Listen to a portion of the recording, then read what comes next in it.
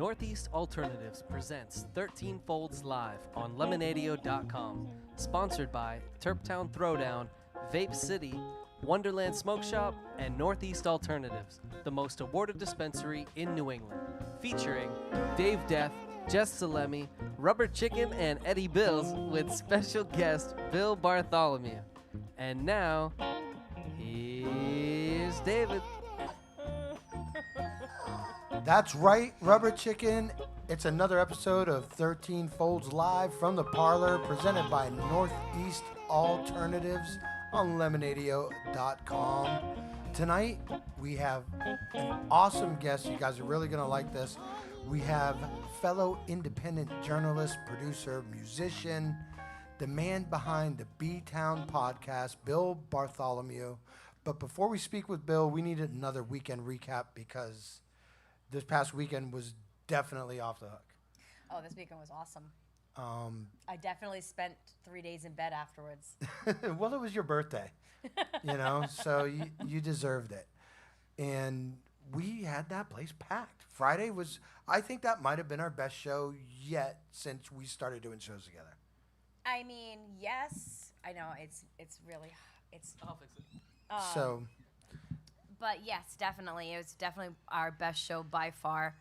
I mean, we've had fun shows, and I'm not saying that was like the most fun or anything, but listen, as far as like turnout, between the vendors, the fire spinners, the music itself, I mean, just on top of each other, it was fantastic. People were just perfect angels, I have to say, for a show like the one that we put on. Yeah, everyone was.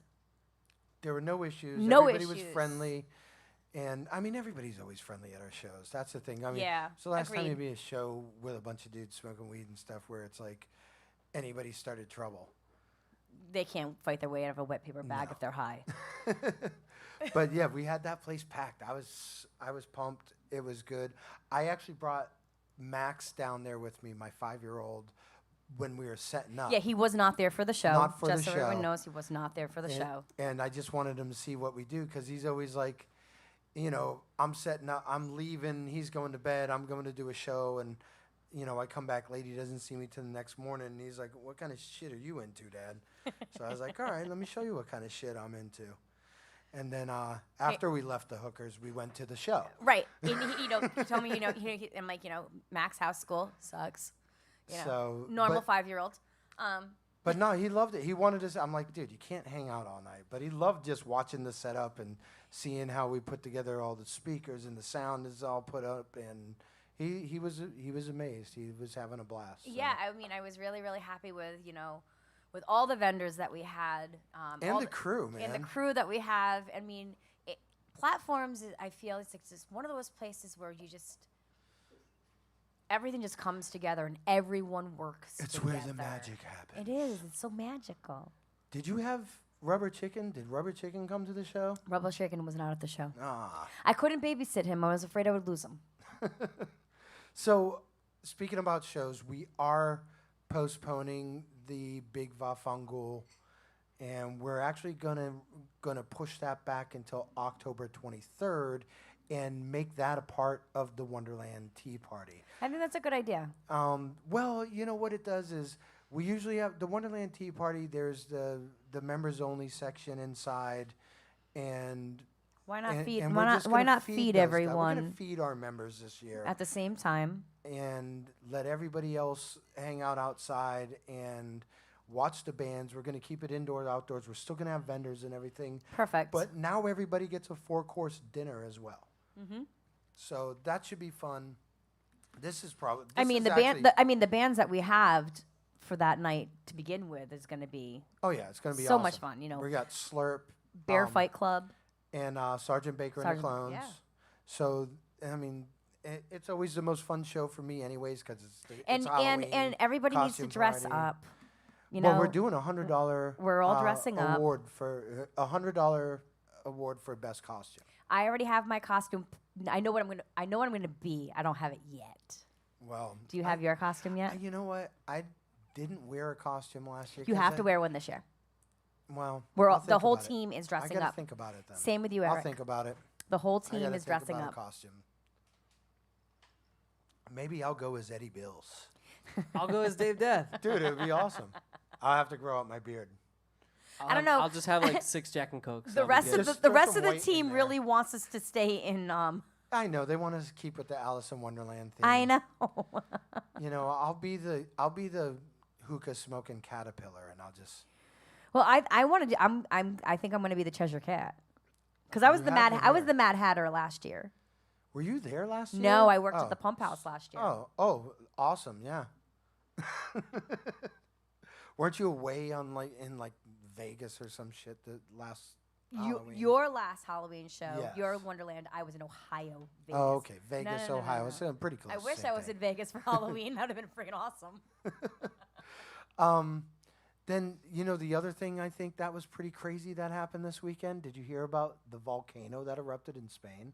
No. You didn't hear it all about? No. Yeah, some volcano Like I said, I erupted in stayed in bed Spain. for like 2 Did you hear days about after that, my Eddie? show. No. I guess I'm the only one. Bill, did you hear about the volcano? I did, yeah. All right, so at least somebody else. I'm not lying, so at least somebody heard about the volcano. This did happen. How bad was it? I mean, it's a fucking volcano blew up, man. It was shitty for anybody near the volcano. And it was in Spain. It was in Spain on TV. It looked awesome. I enjoyed every minute of it, but I was unaffected. I by can't it. believe I didn't hear about that. I can't either. I was like, Usually I hear about this is everything. big news. We got to talk about it. I have no idea. Like I didn't look it up or anything. I just saw it on the No. news and figured, well, I'll bring up the volcano. Somebody else got to know the specifics. So I'm gonna go with a lot of people probably died. They had to evacuate. You think it They're was closing down that Spain. bad? They're closing down the mountain around the volcano. So don't go vacationing around Spain. Volcano Island in Spain. That's that's the news report, and that's the news wrap. World news from 13 Folds. Volcano Island. Okay. So anyway, once again, I want to thank our premier sponsor, Northeast Alternatives. Thank you guys for doing all this for us, and I think they're up to like 26 awards and cannabis competitions now.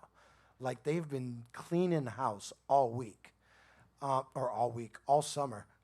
They've done like 4 different competitions. They still got the High Times Cup coming up Yeah. and the Harvest Cup, but they've already this year. I think they've taken home like another 6 awards, so they're kicking ass.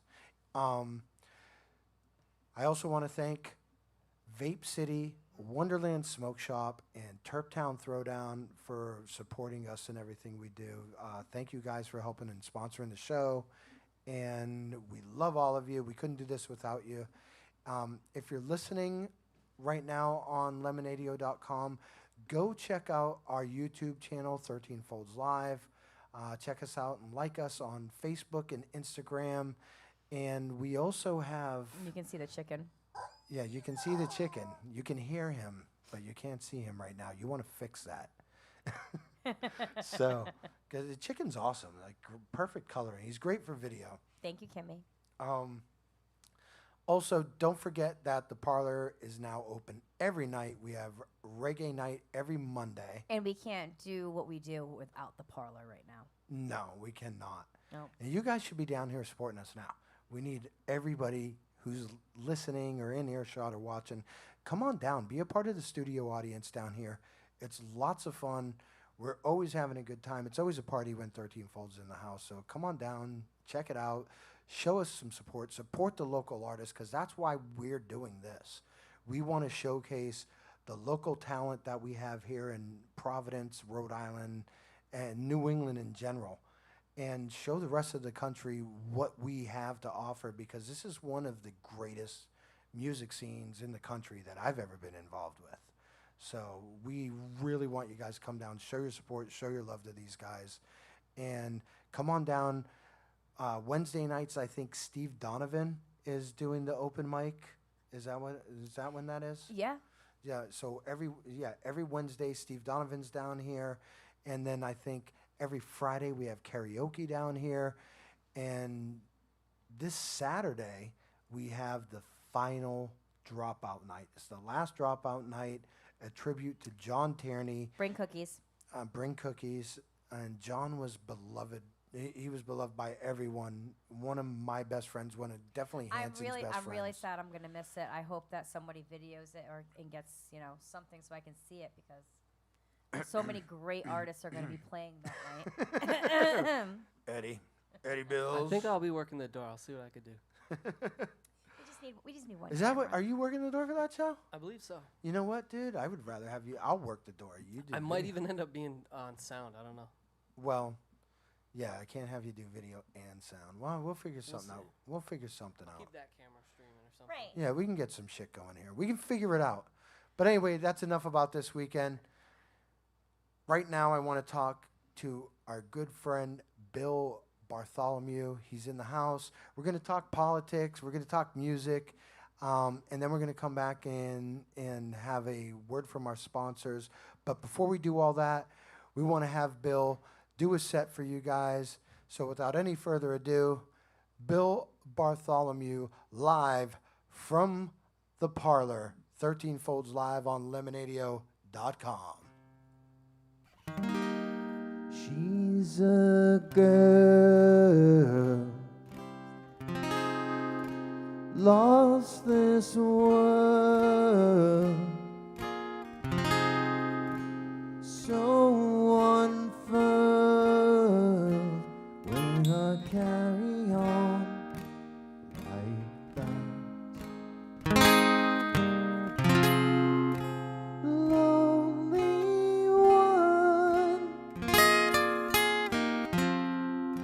lonely one, I'm an ex, so complex, such a mess when I carry on like that. Lonely one,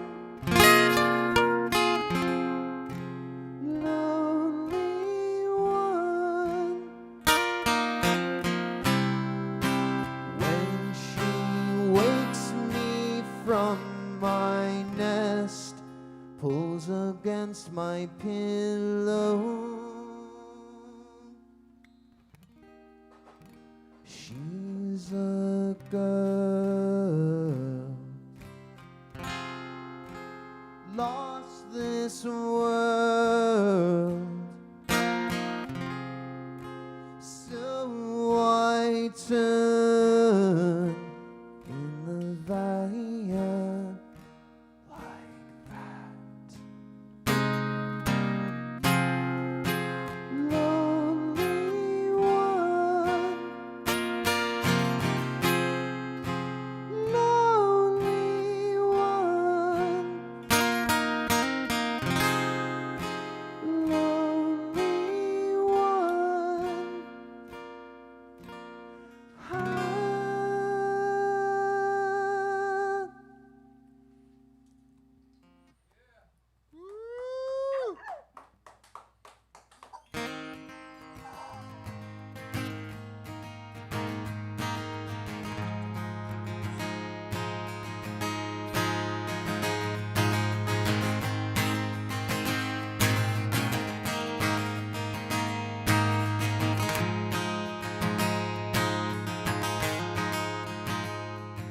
It starts with a weeping cold goodbye, heading out of town, high rises, bungalows, and one of two endings that arrive.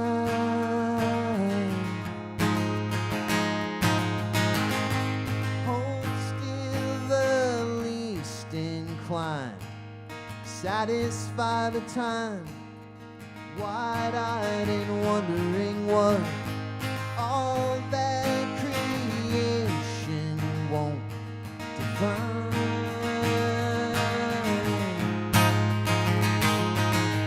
Was in a lull, unknowing truth to bring me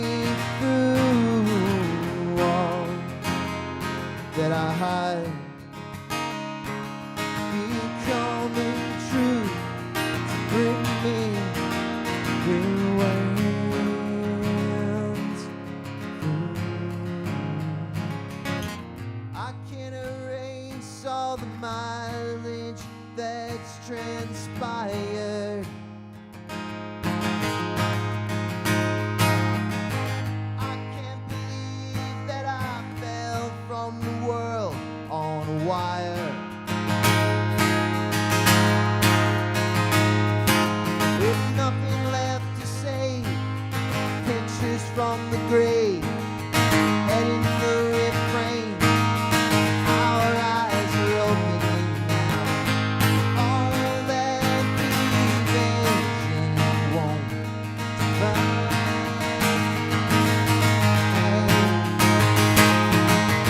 Was in a love unknown and true, bring me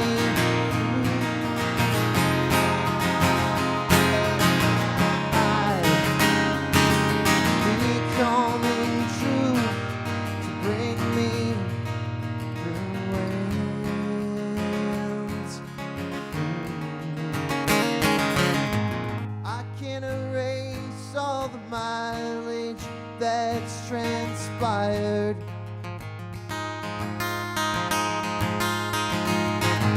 I took a tumble from a dangling world on a wire. Now I'm reaching down like every desire.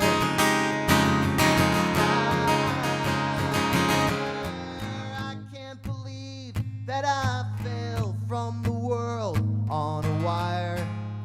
World on a wire. World on a wire.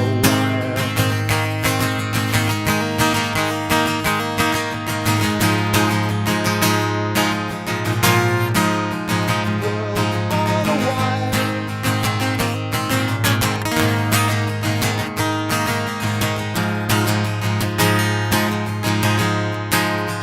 World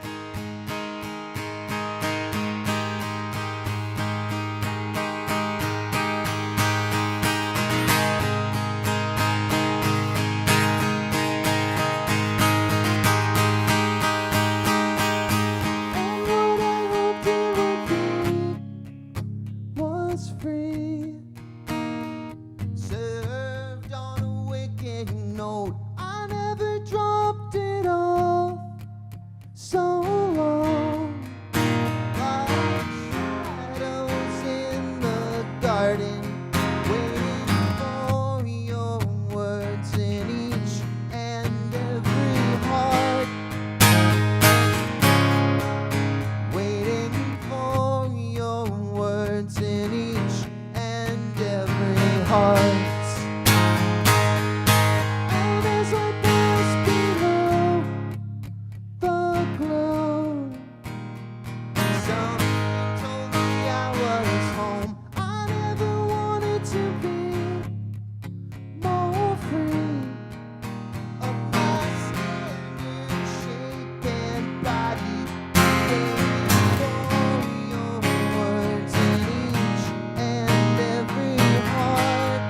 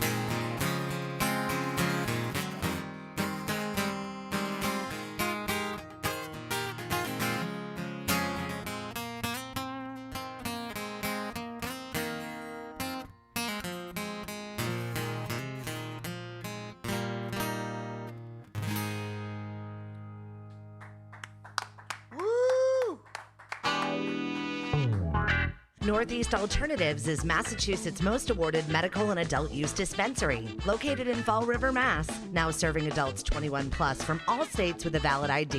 Visit their shop at 999 William S. Canning Boulevard, Fall River, Mass. Or visit their website at anyalternatives.com to see their full menu.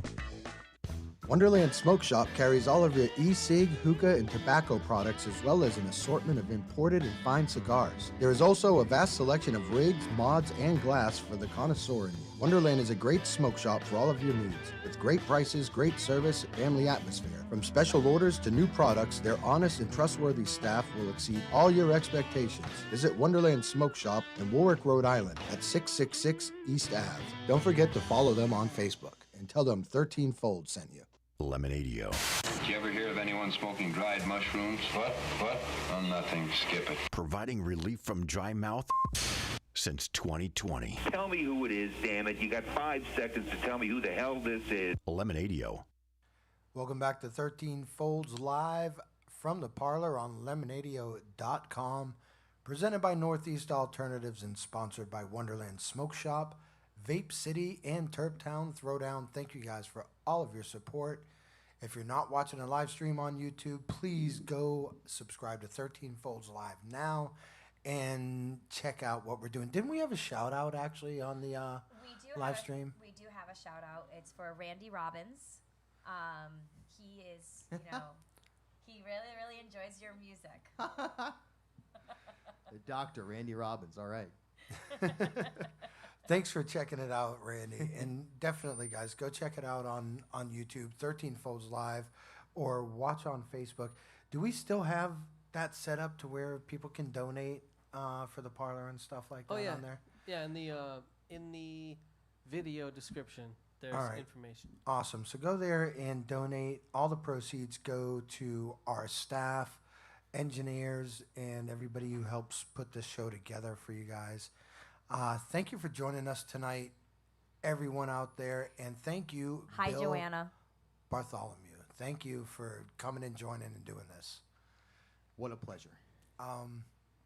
So where are you from originally? I grew up in Rhode Island. I grew up in South County.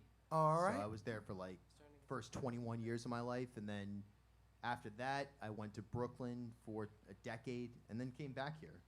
Yeah, Rhode Island. We were just talking about that the other night. Rhode Island seems to suck everybody back after a couple of years, and I mean, we're talking about we're kind of lucky because the music scene and the art scene around here, and just entertainment-wise, as far as locals, it's such a phenomenal scene, and people will leave for a while, but they always come back, and we always get to enjoy those, great music and great entertainment here. It's awesome. It's a phenomenal scene to be a part of, anyways. Yeah, it's a really generative kind of scene that, like things are spawned from other ideas. It just kind of keeps building on itself. And so many people working together, doing projects together all the time. You always see different people starting new projects and crossing over. So that's enjoyable to watch. Yeah, I find it, having said that, I think there's also a lot of peer groups and sort of niche areas that don't cross-pollinate that much, and I think that's the biggest downside to Providence, is that you don't have a lot of bills that'll have, a hip-hop act, a hardcore band, a singer-songwriter. We've talked about this. I've talked about putting a bill together, and just, putting all different genres together. Why not? Yeah, Justin Marcotte and I have done some shows like that in the past. I'm sure they've happened, Yeah. but just on a rule of thumb, I don't get the sense that there's a lot of, I think it's happening more and more, but I think if you look at in the hip hop community now, how here in Rhode Island or in Providence, there's a lot of artists that are competing with each other, which is a really good thing, but they're also very supportive of each other, and they really kind of build upon what everyone is doing. It just creates this buzz. I feel like in the songwriter rock world, that's not really happening here right now. And it'd be good to see more of that, like that healthy competition, but also the support that goes along with it. The support that goes I along agree. with it, and the I totally agree with overlap this. of peer groups and friend groups. And, maybe it's just my perspective, but I get that sense. And that's, I think, the biggest difference between other towns is, and you're totally right, there's a lot of great talent here, and there's a lot of infrastructure. There's a good amount of venues. you're very close to New York. You're also in a place that has a constant influx of students and new interested audiences. And you're around a lot green of talent artists. too. There's a lot of new talent that comes in because of the colleges. Yeah, and those are valuable things. So it's like it's great, but it's like, oh, I'd like to see it grow even more. And I think also you look at what's happening in Newport. It's a phenomenal scene there, and I think more integration between Newport, Providence, South County, and so on and so forth would actually yield an even better music scene here. Now, when you went down to New York, did you go down to do music? Yeah, my band, the five of us, formed that band in, I guess, 2004, about this time of year. It was in a car ride to go see Wilco in Boston or something like that. They were like, all right, let's do it. And all five of us either quit jobs or broke up relationships, the whole thing. We all moved down together. And just by sheer luck, kind of. I mean, not sheer luck. There was some scouting involved, certainly. Yeah. But we ended up in this amazing building called, there's two of them, the McKibben Street Lofts. I was in 248 McKibben. And the five of us rented this 2-story loft, super cheap, and we had a practice space in the basement, and everyone lived in like doghouse-style rooms. And you're in a building that is just filled with people from all over the world that just decided to do the very same thing. Just say, all right, let's go take a run at it at varying levels of commercial or quote-unquote commercial success. And it just created this really amazing space. Most of them moved back after a few years, but I ended up staying there for a full decade in that same general environment. And what was the band now that you were down there with? Yeah, that band was called Commas. Okay. And it was a cool band,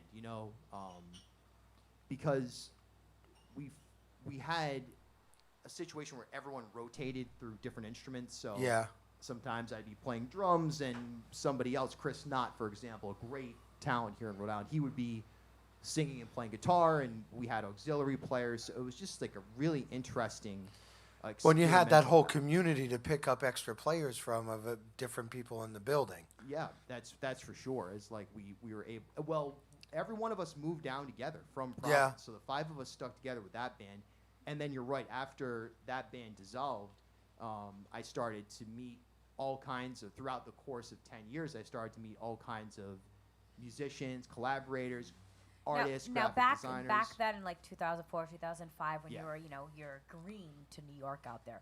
Yep. What was the scene for you guys out there? Oh man, well, there was a lot of really interesting stuff happening in Brooklyn, either right then or right before we got there. You were starting to get the sense that indie rock went mainstream really in about 2003, I guess, with that Modest Mouse song. Yeah. And then like the Garden State soundtrack. So it started to get to the point where, and I use this literal example of like somebody I would temp with at some stupid office job would be like, oh yeah, I'm coming out to your loft show tonight because I read about it on Oh My Rockness or some blog. More average everyday music listeners, quote unquote, were listening to indie. So you could tell that what was happening there was starting to reach a wider audience. And you had bands like Animal Collective, TV on the Radio. I saw TV on the radio here in Providence at Lupo's, right? Nice. Yeah. They were in that neighborhood that we're in. And you started to see this more experimental version of indie than like even what the Shins are doing or something like that. But people were buying into it. Well, I think the internet had a lot to do with it because it became so much easier in the, early 2000s to produce stuff on your own without having to go to a big production company or a producer and pay a lot of. People were doing a lot of stuff, just figuring it out on their own, putting out music. And with the internet, you had the ability to reach masses that you never had before, early 2000s. I mean, we had I remember the Napster days and all that stuff, but it wasn't the same. It was all just being built. And I feel like early 2000s when it all finally got to the point where it was able to, to function, it was able to be executed properly. Yeah. And that's, I think when you saw a lot of those independent bands start popping up was because they had opportunities and they took advantage of what they had available. Totally. MySpace was a huge factor that maybe arguably hasn't been replaced yet as a singular destination for an artist to go or for people to discover stuff on the internet. And at the same time, you had things like Pitchfork or Brooklyn Vegan, or these digital media companies that were starting to attract wide audiences and tons of credibility that could serve as quote-unquote gatekeepers. So in a way, it kind of changed from like this like really raw, super genuine, like the bands like the Moldy Peaches in Brooklyn that were happening, well, in Manhattan, that were happening in the late 90s. They were just kind of doing it, you know, with no expectations. Yeah. Then by the time we got there was this sort of second wave where it was like, well, you're just doing it and it's art. You're certainly not trying to be like the next John Mayer or something. But you're also now have industrial goals such as getting a Pitchfork review or playing certain festivals. And so I think it really started to change when we got there. It was starting to commercialize. Yeah. But it was early enough that from a real estate perspective, I was still in this like bohemian artist community with all these crazy people. That's awesome. Beautiful people. How old were you? So I was reading, and you got into radio real early, correct? I actually didn't. I was a huge radio fan. Yeah. I've been listening to radio, talk radio, news radio, music radio forever. Like as long as I can remember, my dad had like one of those old AM, FM boom boxes on the kitchen counter, and WCBS News Radio 880 would be blasting out of that, and like I just like fell in love with that format. And then WBRU really was like, I miss BRU. BRU was essential for so much of us. It was a centerpiece of vibe. You know what that BRU syncing up with the living room / Lupo syncing up with Newberry Comics. Yes. Syncing up with some kid that's like smoking a cigarette on the turf field across from your high school, but like knows what's going on. Like all these things were happening at once, and it the music eventually became kind of cheesy towards the end of BRU, but there was a point in the 90s that I was able to like understand like kind of indie-ish alternative rock, and it was mainstream at the same time.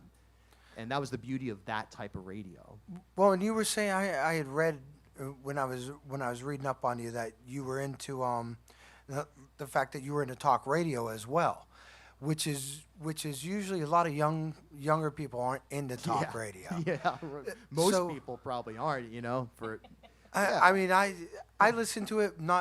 Usually if I listen to the radio, I'm listening. Well, if anybody listens to the radio anymore, it's rare, because all the music is so easily accessed through apps and stuff like that.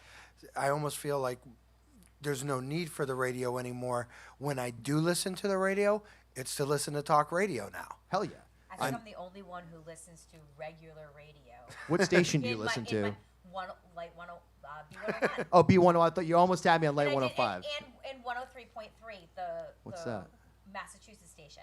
Oh. But they play everything. Yeah, they I know play what you every mean. single genre. It's never like one or the other. It's every single genre. Yeah, really mixed format. Yeah, and I like that. No, it's interesting because the numbers are actually somewhat shocking. Of course, the overall radio audience is smaller than it was, as is the television audience, as is the the one-man show theater, with the gas lamp lighting it. Everything's evolved, but radio actually still is extremely powerful. And here, talk radio is I'm biased, but talk radio is still really, really relevant. It has a huge reach. Well, and that's the thing. I think it's almost more relevant nowadays because that's why people listen. Most people listen to the radio now is for talk radio or sports radio or politics. Well, it goes back to like with Howard Stern. Sure. I mean, I used to listen to Howard Stern when I was in college. Stern on our way to work in the morning or on our way to school in the morning. Yeah, or Opie and Anthony, or briefly. But I was more Howard and Stern. Yeah, Howard Stern girl. Howard's. It's interesting because I never really listened to Howard Stern ever growing up. Partially because I was so censored in the house I grew up, and it was actually like challenging for me to get to listen to BRU. It was for me. He was like early 20s for me when he was on Kix 106. Sure. In Rhode Island. Yeah, so. now Hot 106. Yeah, I've since gone back and listened and studied hours of Howard Stern, and it is incredible radio. There's hardly anything that can compare to it. Right. And I think that's what makes it so great. Well, back then it was, now everybody is shock value. Yeah. And back then It was. It Howard definitely was, yeah. Howard Stern was pioneering. He was putting his neck out there and pioneering it, doing stuff that nobody really took that route before. I mean, the closest thing to it, and this is way back, was like Wolfman Jack. Sure. And that's he after him. I really can't think of anybody else. Before Howard Stern, in between him and Howard Stern, that really pushed the boundaries of talk radio. Yeah. And they did integrate music into it, and that was what was cool. But Howard Stern I don't think he would have ever really been Howard Stern without Robin next to him. yeah. Like, she was integral to holding that show together. Yeah, It that was whole awesome. show, and even Lang at one point, had a huge role there, and a lot of, it was a very, very amazing show, and Baba Booey. Baba Booey, yep. Now, you were also into you're also into reporting and journalism. When did you get into doing that? Well, really, 2018. Okay. Is when, I mean, I've been into it my whole life. Like, you know what I mean? That has always captivated my interest as much as music or anything else. I grew up glued to Channel 10 and like total nerd. Like I never had a video game system. Yeah. I didn't do anything. I just watched Channel 10 and. But you and really made a name for yourself in the past few years here in I Providence. appreciate it. I work full time at it. It's even when I wasn't getting paid. I was taking that hustle mentality to it and doing stupid jobs like refereeing soccer. Or I was delivering motif at one point. All this type of stuff. But I love it for sure, and I feel blessed that it has happened. You can get an interview with the governor, or Yeah. you Or in the past chicken. 2 years, and Or the chicken. I think the chicken would be. More Rubber optimal Chicken these probably days. has some questions. I mean, I usually don't set any aside for him, but he's got his own. I'm sure he'll hit us up at some point during the show. I look forward to it. What's the biggest news story that you remember though, like the first news story growing up that impacted you as a kid? Like for me, I remember when John Lennon died. Wow. And that's the first story, anything that happened Really news-wise showing that your I age. can remember. Boy, first of all, that's an excellent question that I don't think anyone's ever asked me before. But I would say the first major news story that I investigated was Ross Perot dropping out of that 92 presidential race. I remember that. And trying to understand, what's happening here. Like, who is this guy? Why does it matter? Oh, there's more than two political parties. Like, this isn't just, as like trying to work my way without Wikipedia through that. I'd say, Imagine if he would have been elected. well, he actually probably could have been. In Right. hindsight, there was. He was close to it. I remember him being like it was major. Like, when he dropped out, it was a major thing because a lot of people expected him to put up big numbers for that. That's right, and it's fascinating stuff. But I'd say locally, Hurricane Bob was the first major story I remember, and then certainly the Oklahoma City bombings in '96. That was the first time that I started to understand like the role that news plays in terms of communicating to people, like important stuff, not that those other things are important, but Right. like here's what's happening, and you gotta, you should pay attention to this. You don't have to, but you ought to pay attention to this because affects your when I was life. in school, they brought the TVs in. And Yeah. Oh yeah. we watched all of that. I remember the space shuttle. When the space shuttle blew up, we were in school watching that shit on TV. Wow. Yeah. Yep. Yeah. I think most horrifying, people yep. from my generation that were kids watched that happen real time. Yep. And Yeah. we're like, whoa. And now we're learning that they were almost certainly alive after the explosion in the capsule Yes. detached from the booster shots and the booster shots, Christ, the booster rockets and the and fell to Earth.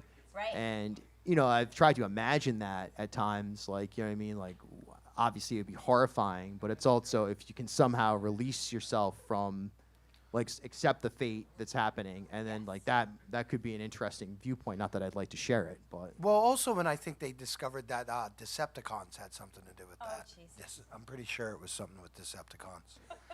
I mean, I saw it on Wikipedia, or it may have been I don't know, one of those social Alex media Jones Yeah, Decepticons. heard it on the Joe Rogan podcast. It was Decepticons and Obama. Yeah, I believe it. I believe it. Actually, you know what? Let's talk about that.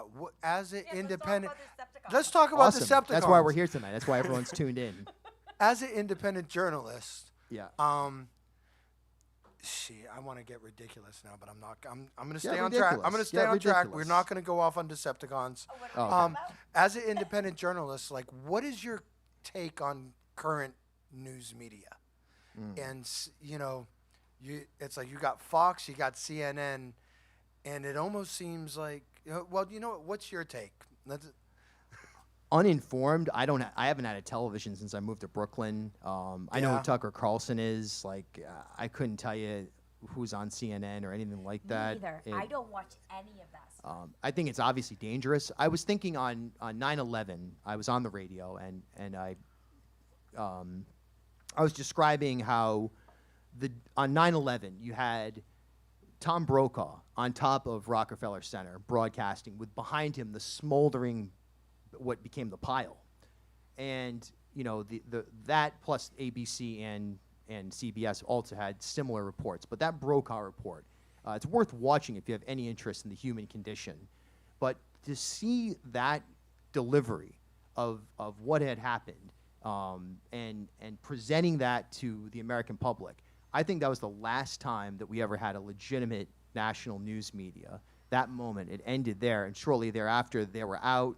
This whole new era of micro sort of narrow casting began, where it's like, okay, you watch Fox, you watch MSNBC, you don't watch the news at all because you either are disgusted by it, above it, whatever it may be.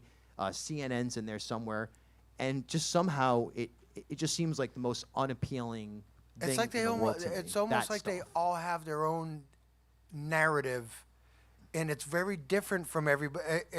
They each have an agenda, and it's hard for me to appreciate news or be able to watch news and take it seriously when you know that every different media has an agenda. Like, I walk in at night, my sister every time I come home from work, she's got CNN on, and I always get the CNN perspective. But I'll go and I'll watch I'll watch Fox News, get that perspective. I'll watch BBC.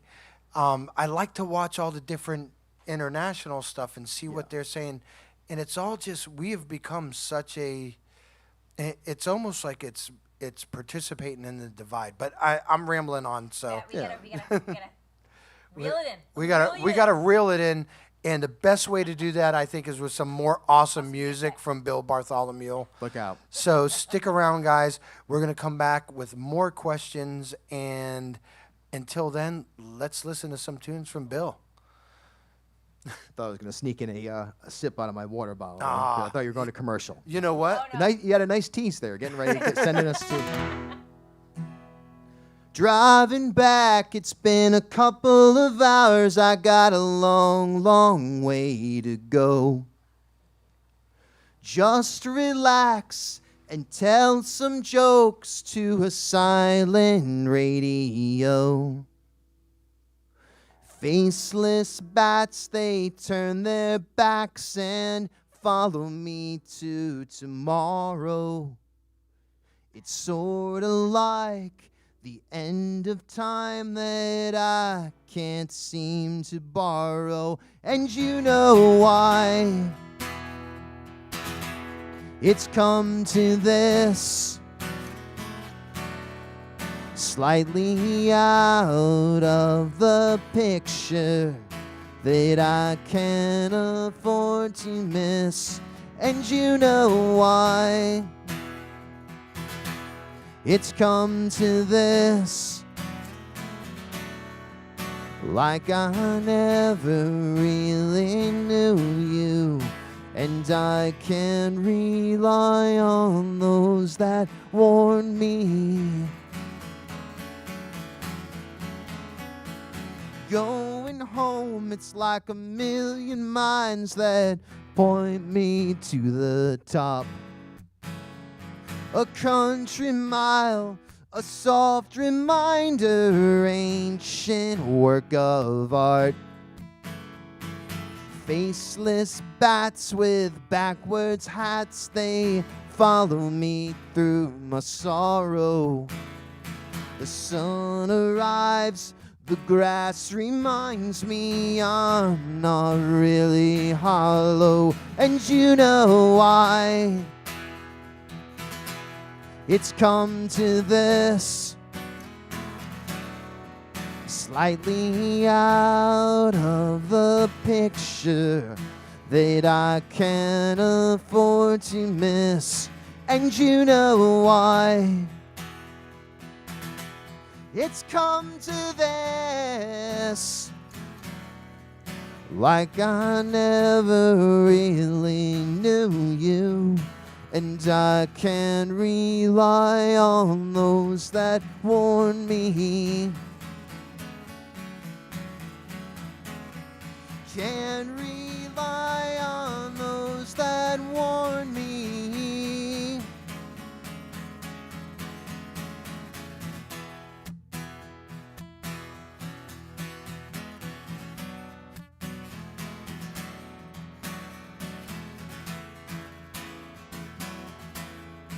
And you know why it's come to this,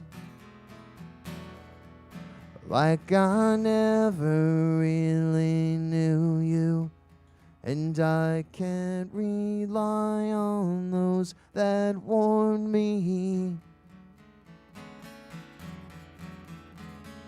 Can't rely on those that warn me.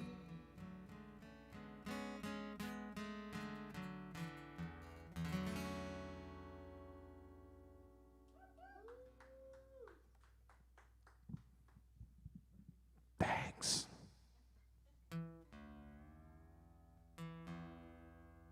It's like the Joe Biden whisper there.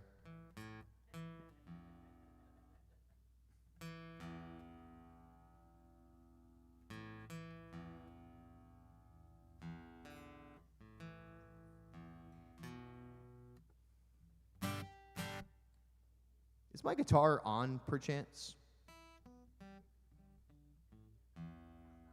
It's on. It's coming out. Just nice and quiet. Nothing wrong with that.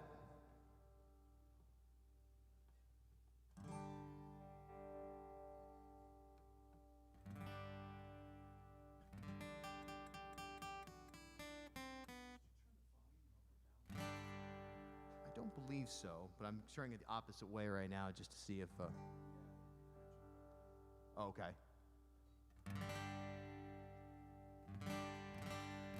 How's that?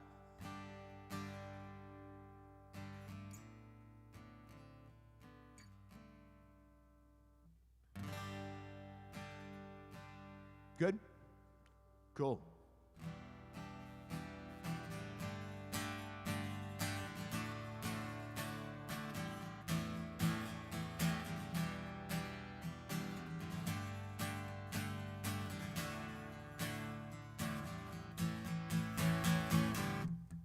Could arrive orderly in my ear, what brought me to my knees. Could erase gingerly the facts you got me to believe. I have no shame, no share of bitter lies within. Lying frozen, open arms are built inside you, built inside you, built inside you. On the dawn to recognize you, break you down. If I scattered like the winds of change, it brought me to achieve. If I tumble down in spite of medicine gains, you got me to achieve. I have no shame, no share of bitter lies within. Lying frozen, open arms are built inside you, built inside you, built inside you. On the dawn to recognize you, break you down.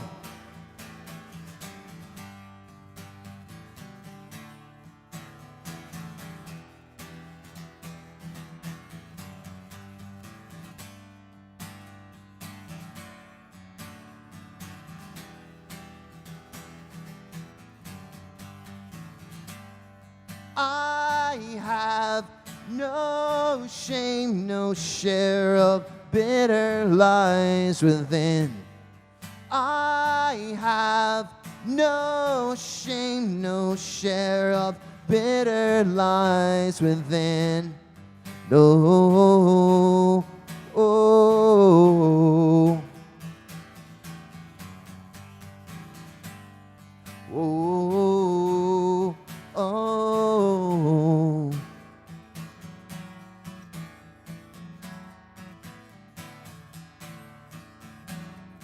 Open arms are built inside you, built inside you, built inside you. On the dawn to recognize you, break you down.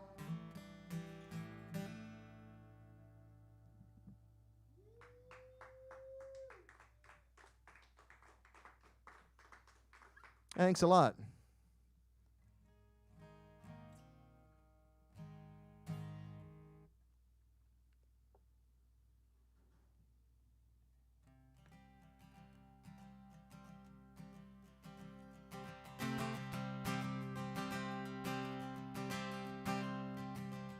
If you're on the road to nowhere and it's pouring, don't let me down. Don't let me down. If you saddle up your horse but there's no rider, leave without a sound. Leave without a sound. If you're so inclined to love me, I think you are the type I would be forever in your eyes. If you stumble through the straight ways and the shadows, and your spirits are marred, your spirits are marred, I am halfway down the drain and I'm retiring my name. I am taking it all. I am taking it all. If you're so inclined to love me, I think you are the type I would be, or I would seem to reach in. If your soul decides to want me, I think you are the type I would be forever.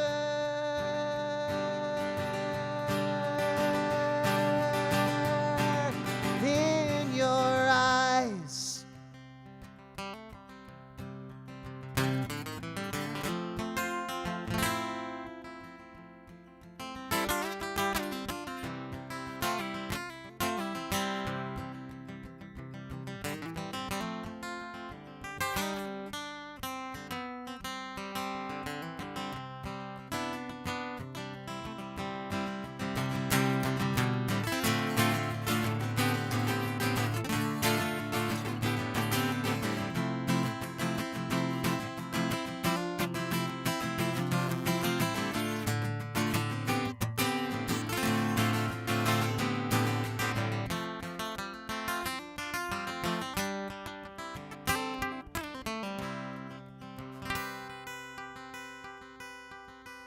If your whispers turn to whimpers in the city, don't let me go. Don't let me go.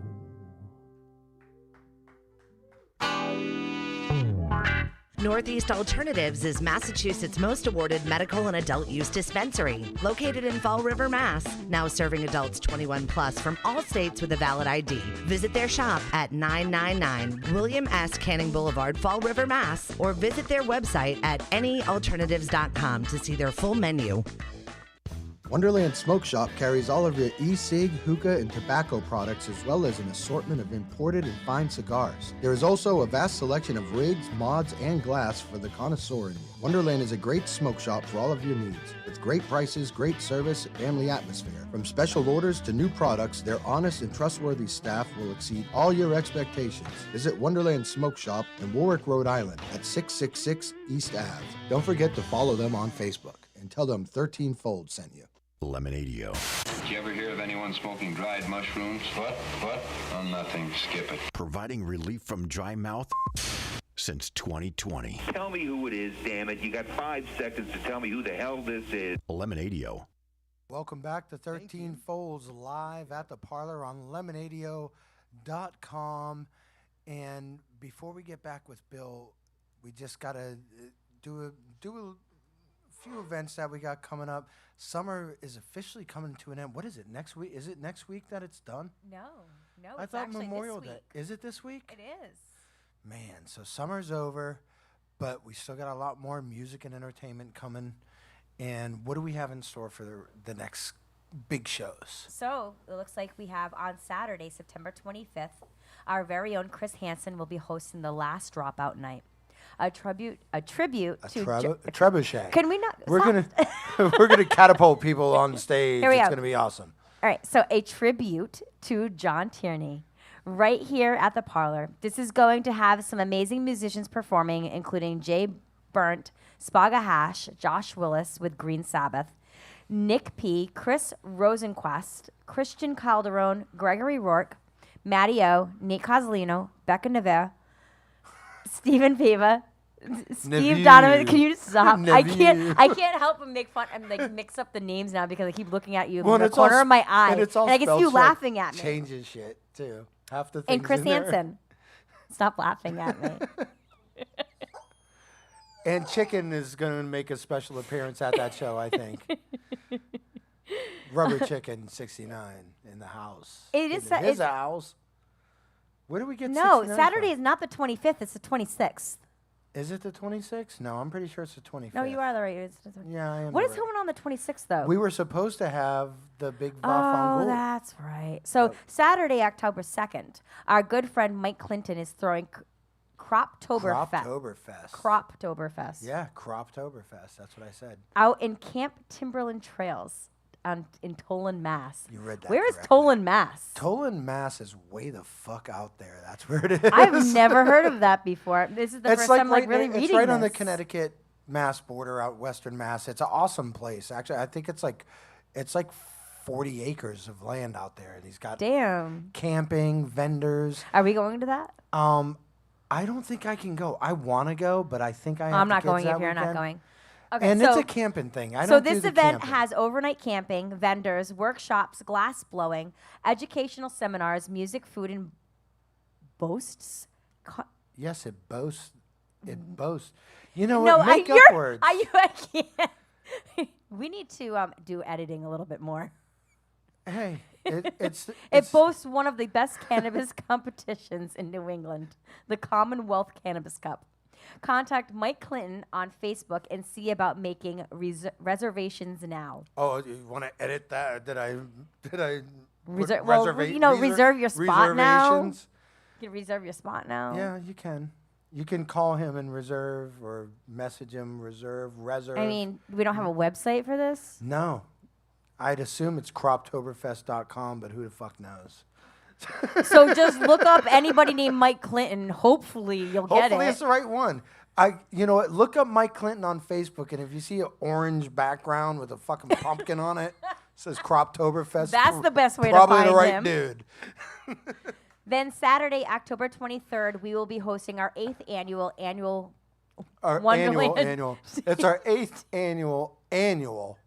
Oh, it's anal. I'm sorry. That's 8th annual Shut anal. up. Wonderland Tea Party featuring Slurp, Sergeant Baker and the Clones, and Bear Fight Club. We will also have a 4-course Italian feast as part of the VIP experience. That's Mamma where our mia. Bafangul is going to be. Yeah, we're burying it inside where nobody else is gonna know Right. what's If you going don't have on. if you're not VIP, you're not getting in. You get nothing. You get nothing. So vendors, costume party, But and music. more. Is there anything for the costume party? Is there going to be any are we going to be giving out anything? Yeah, $100. $100 best costume. $100 best costume. Yeah. Okay. All right. It's a $100 ticket, so you make your money back. No, I'm just kidding. My God. We're in Rhode Island. Yeah, On there's no Mars. $100 tickets in Rhode Island. Contact us at 13 Folds Magazine on Facebook for more information or on Instagram. Yeah, and we only have 50 VIP tickets available for that. But general admission is Oh yeah, as open many- to everyone. everybody. But 21 plus. that VIP admission, not only do you get a 4-course Italian feast, You with get a that swag thing. bag. I'm not doing swag Really? bags for this one. No, it's something different. Oh. Yeah, you get to judge a competition that's going on that night. Do we really need that many people judging the competition? I need 50 people. It's only 50 people Okay. that do the VIP stuff. You come in, you get to judge the Wonderland Tea Party competition. And Okay. for those of you who know what it is, you don't want to miss that. And it is, and plus with the dinner, yeah, there's no And you get escaping that a good time. Bafangul dinner. There's no escaping a good time. People are going to get lit at this show. And we're going to have vendors and all kinds of cool shit. Lots of vendors. If you came to the show last week with us, you got a little bit of a taste of what kind of vendors we'll be having. So Yeah, and that's what the Wonderland Tea Party is the same kind of vibe, except everybody's dressed up crazy. And it's I just- can't wait. No, oh, yeah, because this will be your first one. This is my first one because last year I was in Ohio. Yeah. I was working. Beautiful downtown Ohio. Definitely not. So anyway, we're back with Bill. Bill, awesome set. I love your music, man. Oh, wow. Thanks a lot. It's weird to be playing seated. I was actually, seconds before we started, I was moving the stool back, and I was about to stand up, and I was like, yeah, there's cameras. This is going to... Oh no, you can Just stand up annihilate. anytime. You know, can stand? Dude, we got Eric's cameras got everywhere. this. Eric can fix anything. Dude, we could film Wow. the Matrix on this stage. We got Okay. cameras everywhere. Maybe I Stop should motion. do some push-ups and play at the same time then. See, We Dude, can make that happen. I would like to see that. I wouldn't. But, you know. Well, that's cool. Yeah, no, that's good to know. Perhaps I'll kick the stool out of the way. Can you actually kick it though? You got to actually kick it. I'll kick it. I'll give it a Okay. kick. Yeah. All right. No, don't break anything. We got to pay for it. Like your foot. Don't break your foot. Don't break your foot. Well, you know, Or I your was foot. actually Or at the stool. the orthopedic doctor this morning because I fell down some stairs earlier this summer, and of course I didn't do anything about it. You know, my knee swelled up and everything, and I was like, I know I tore something or whatever, and then I let it go, but I was like very ginger for a while, and then I played some golf a few weeks ago, and I came back and I was like, oh God. But I got the good news this morning. The broken toe has healed. The broken foot has healed itself without having to cast. I've been walking around With a broken foot all that time. Yeah. Yeah, that's manpower for you. That's idiocy for you. I'm glad it's lucky it's not deformed. I got these shoes though that are They're pretty nice sweet. kicks. They're Hoka's. I have a Hoka in my trunk. Oh, I bet you do. Yeah. Do you? You Yeah. drive around with that. Well, yeah, she's gonna. She Like charges too much. She? It's a she? It's a hookah. Oh, a hookah. Isn't that what he said? His shoes. It's a It's hookah. Providence Like here. a hookah. Like a hookah. Like a hookah. I was thinking hookah as well. I was thinking hookah that's the dress too, show, so right? I bet you do. Well, obviously, you guys don't Literally. run in the same circles I do. Welcome to 13 Folds and Chicken. Bill, when did you get into actually playing music? Like, were your parents supportive of it as a kid? They were, yeah. I got a conga drum and like the Casio keyboard and stuff like when I was a little kid. And I got like a yard sale guitar, and I actually made my first tape in like 6th grade or something like that, and had started playing in original bands. Really, I started as a drummer, but then I started writing songs and playing in original bands when I was in like 10th grade. My dad was real supportive of it, especially helping me lug stuff to the living room, or we'd be playing the Met, at 1 in the morning on a Monday. None Met of us were behind Lupo's, right? the Like Met the on old Met. Union, yeah, and yeah, totally, or the living room or whatever, or the station, quite frankly, and yeah, I was lucky because they weren't like band parents. Like I now see or I've known parents who are like the way that some people are to sports. They try every gig. They weren't at that level, but I think they're happy with what I was doing. I don't think they ever envisioned that I would try to pursue it beyond entertaining, like a myself. hobby or But when I did, eventually they were supportive, and so was most of my social circle, if you will. That's awesome. Yeah. And you need that support mechanism, especially when you're first starting out. It's important to have that.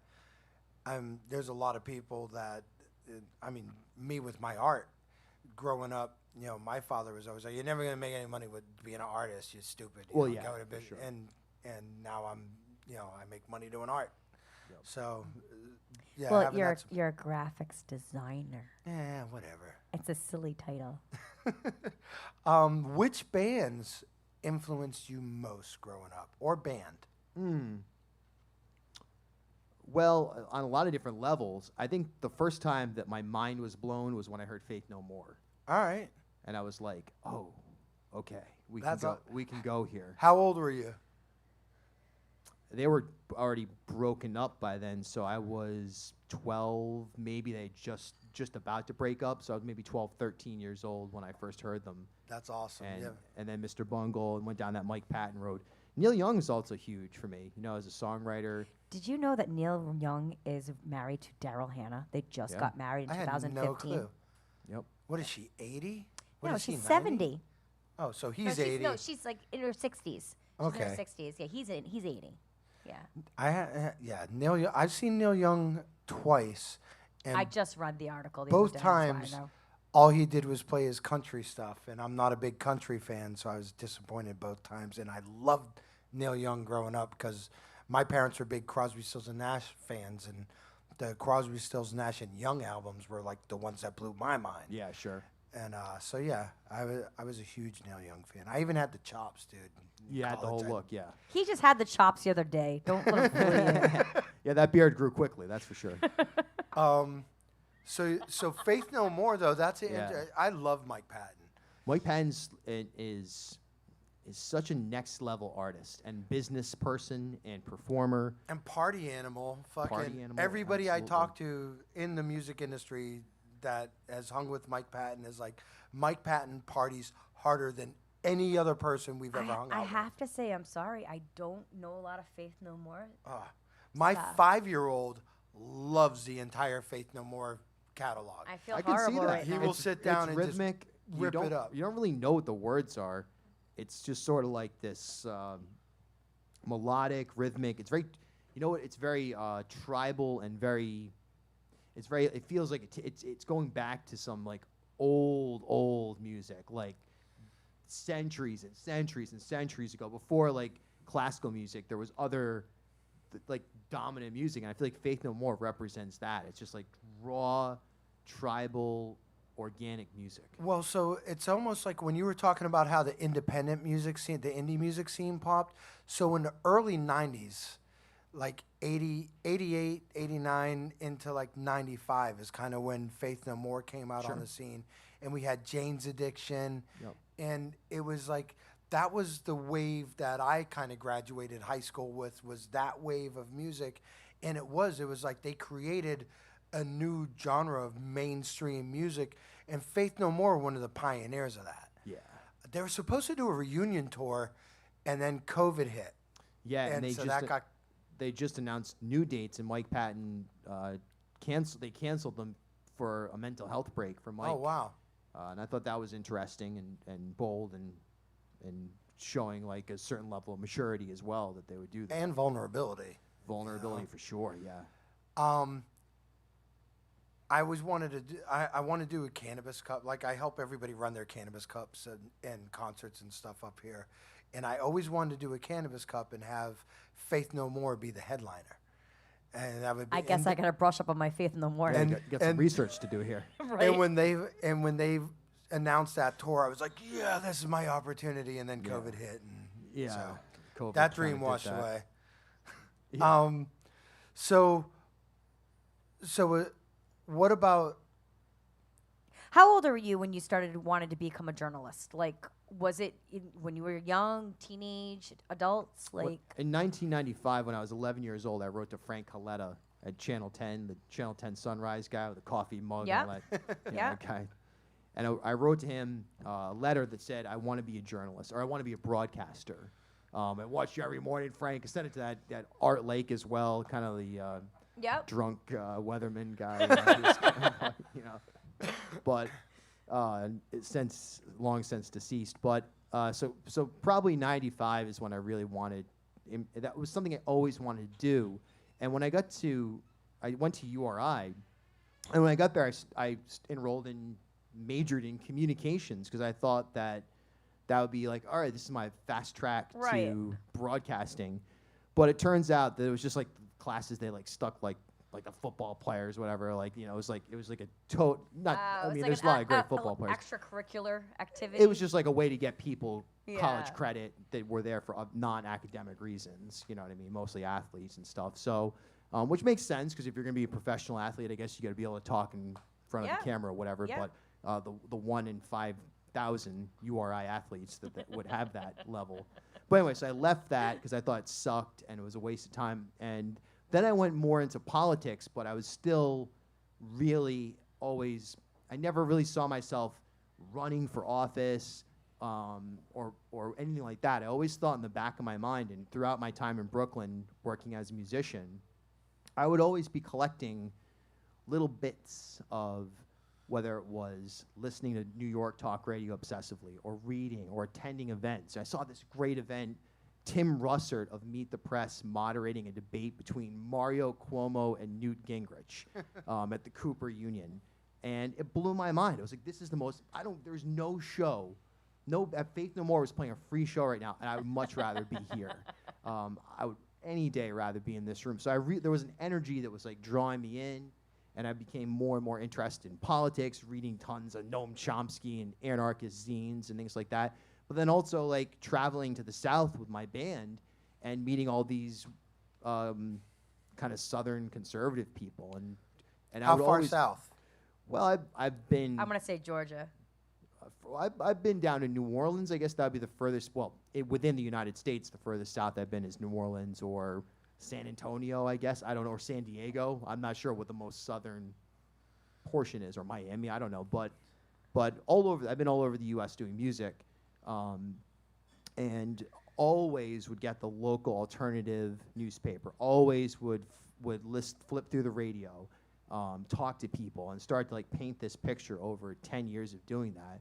And I think all that time I was doing journalism. I just didn't know it. I was building up what would become my life today, essentially. So you're building an understanding because it is a different world. People don't realize, America's so big. Yeah. And we're almost 5 or 6 different countries just all slammed into one. Easily. And all these different regions are so different from each other.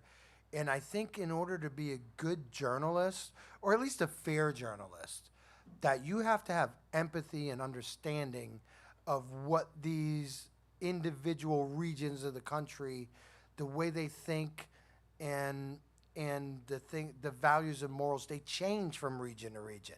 Yeah. And you have to. I think in order to be a fair journalist, you have to have a certain amount of understanding for those regions and be able to apply it to why things happen in those regions the way they do, and what's the difference between the South and here. Oh, totally. Or even between South County and here. Yeah. The huge difference. It's actually really big. Massive. I lived in Charlestown for 7 years. Yeah, that's where I grew up, yeah. I grew up in Coventry, then I lived in Charlestown for 7 years, and then being up here in Providence, it's such a huge difference. Major differences. Major differences. The Rhode Island is literally divided down the middle between red and blue. Just the way they think it's different, so and different. it comes from a number of different things. That And I love you know, all, my friends that live down in South County. Yeah, but there's like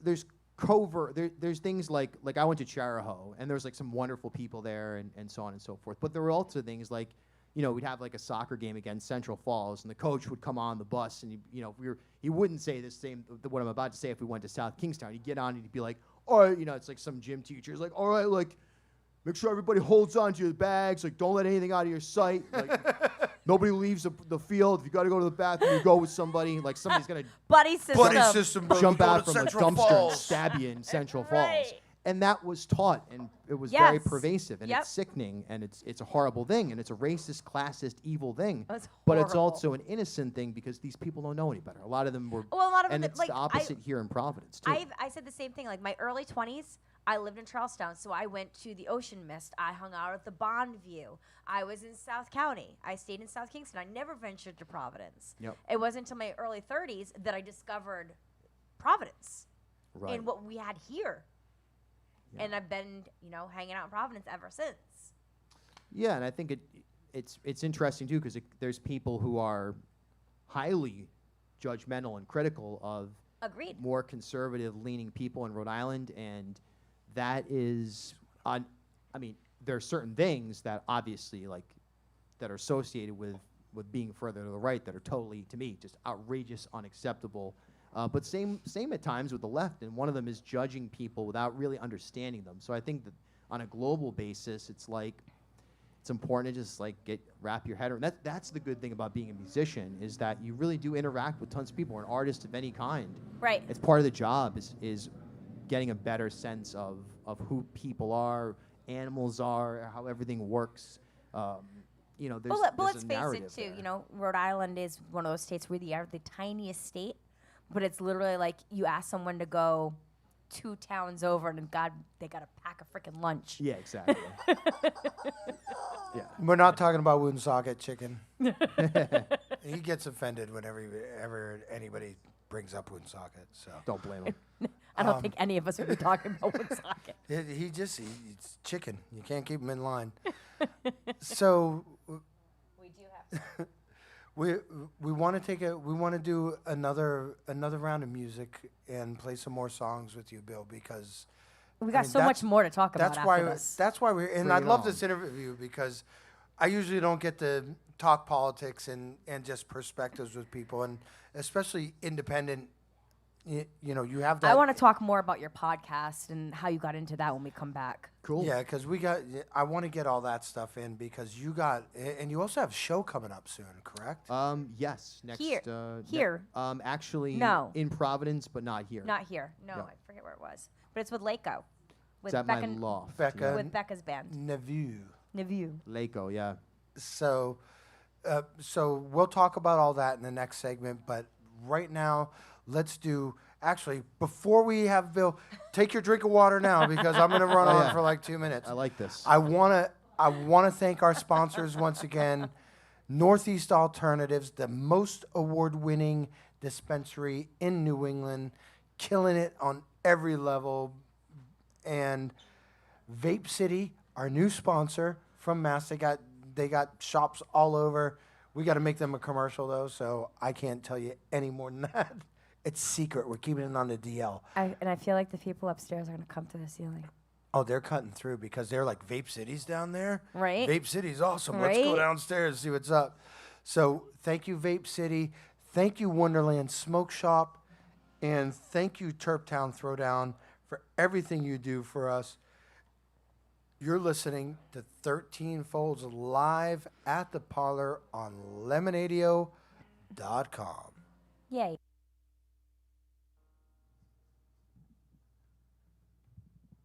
Is that my cue? Okay.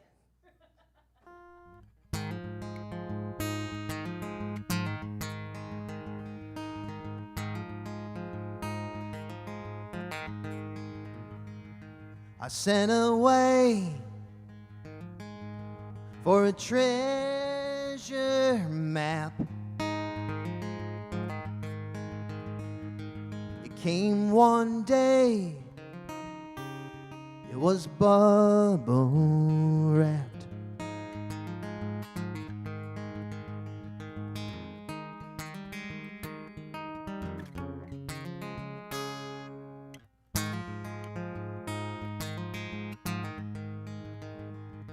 I stepped outside in the morning air. The trees were ripe and you were there.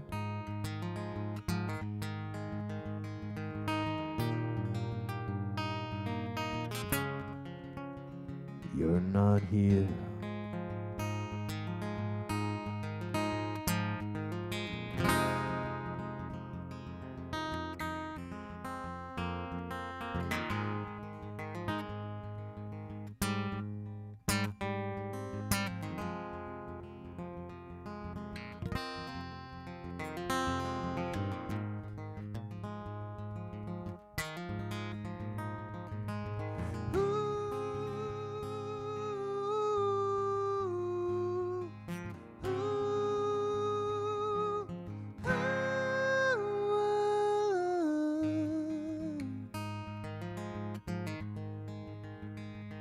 I fell asleep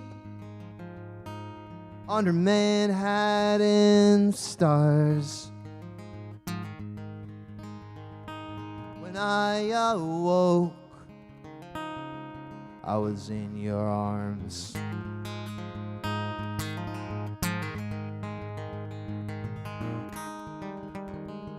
Now I'm always in your arms.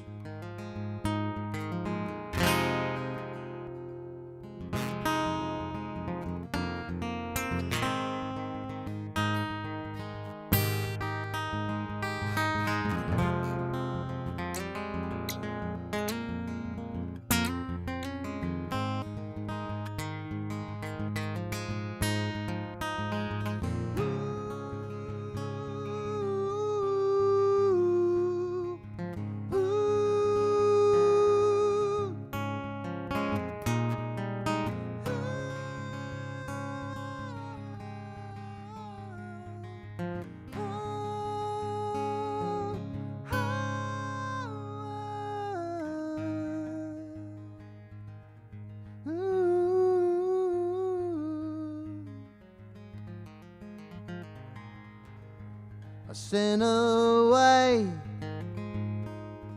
for a diamond ring. It came one day, too late.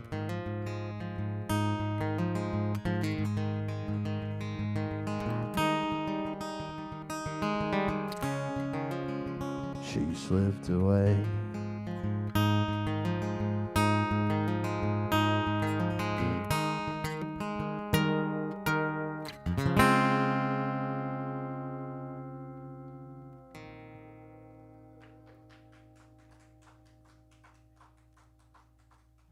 Hey, thanks.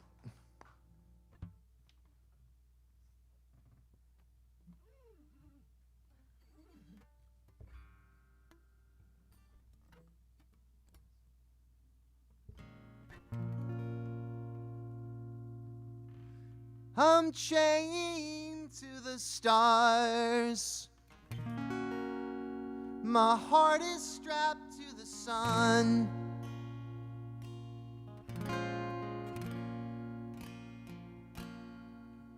I'm chained to the stars. My heart is strapped to the sun.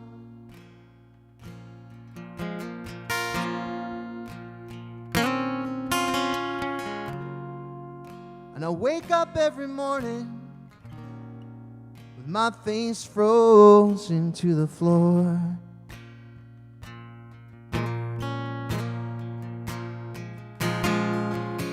Cocaine, pretty baby. Cocaine and get my fill.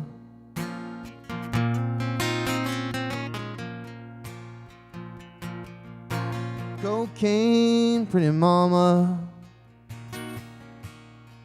Don't say me nothing will.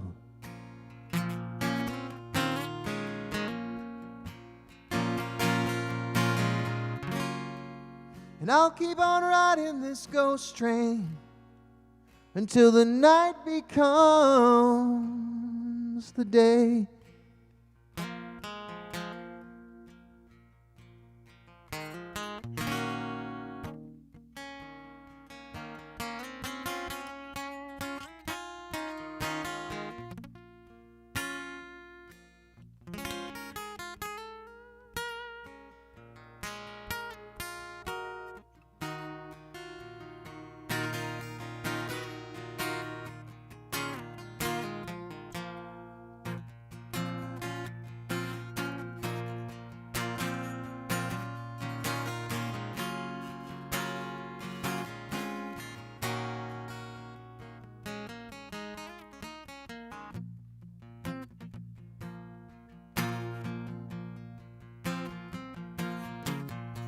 Take care, pretty baby, lest you fall in the face of pain.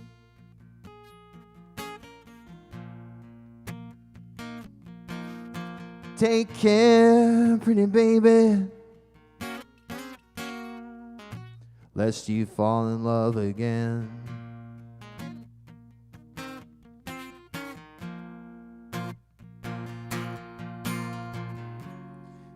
I'm just tired of running around this town, not a reason known by now. I'm chained to the stars.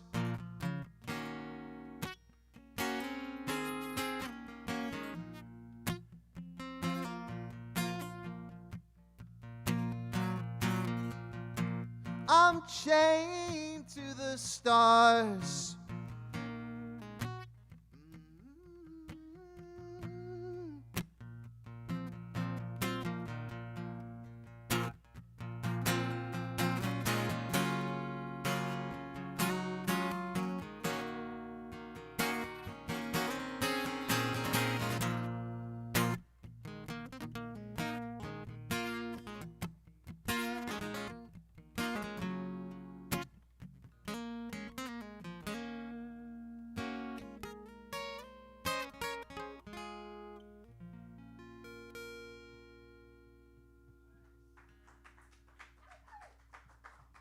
Hey, thanks. Feels good to stand up. I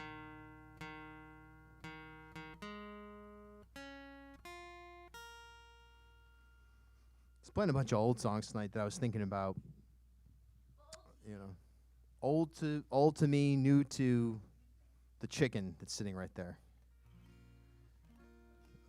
But yeah, these are everything I'm playing. I'm like I haven't played in a long time, and it was just down in Brooklyn this past weekend. I was just thinking about that period of just like constantly writing songs and this amazing open mic I'd go to, and each week would just be like write a new song, and then that batch just kind of just mostly disappeared. So I don't know. That's why I'm playing a lot of this kind of for like.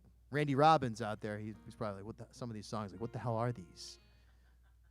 And they probably sound like shit, too. Yeah, he may be off. He may be in bed. Wake up, Robbins is right. Get some Mountain Dew.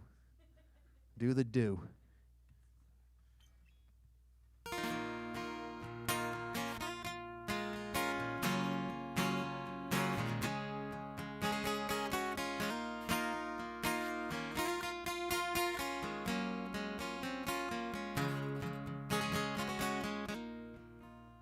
This burning planet,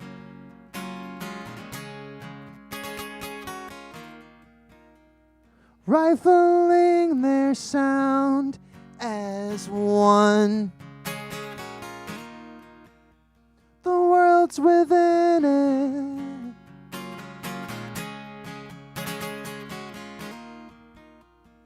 Carrying themselves so far.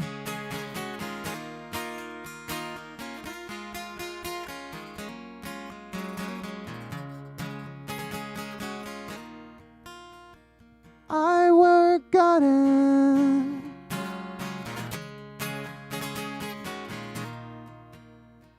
just how far the skyline seems.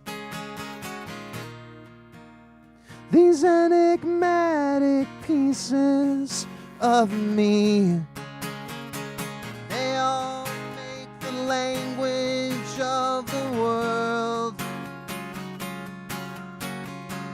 They all make the language of moving parts. Oh, well within my mind, all eyes on us.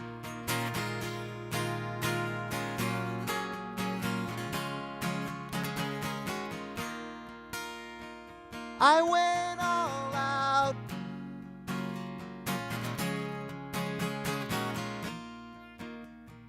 Waited for the sky to fall. It's like the moment came and went. They all make the language of the world. They all make the language of moving parts. Oh, well within my mind, all eyes on us.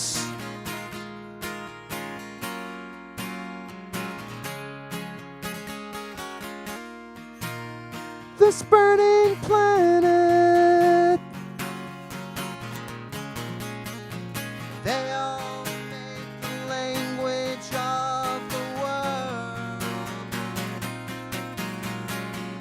They all make the language of moving parts. Oh, well within my mind, all eyes on us.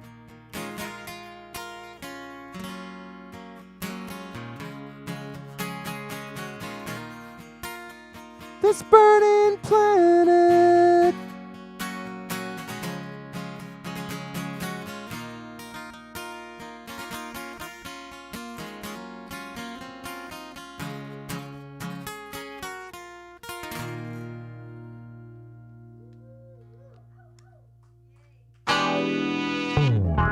Northeast Alternatives is Massachusetts' most awarded medical and adult use dispensary, located in Fall River, Mass. Now serving adults 21 plus from all states with a valid ID. Visit their shop at 999 William S. Canning Boulevard, Fall River, Mass. Or visit their website at anyalternatives.com to see their full menu.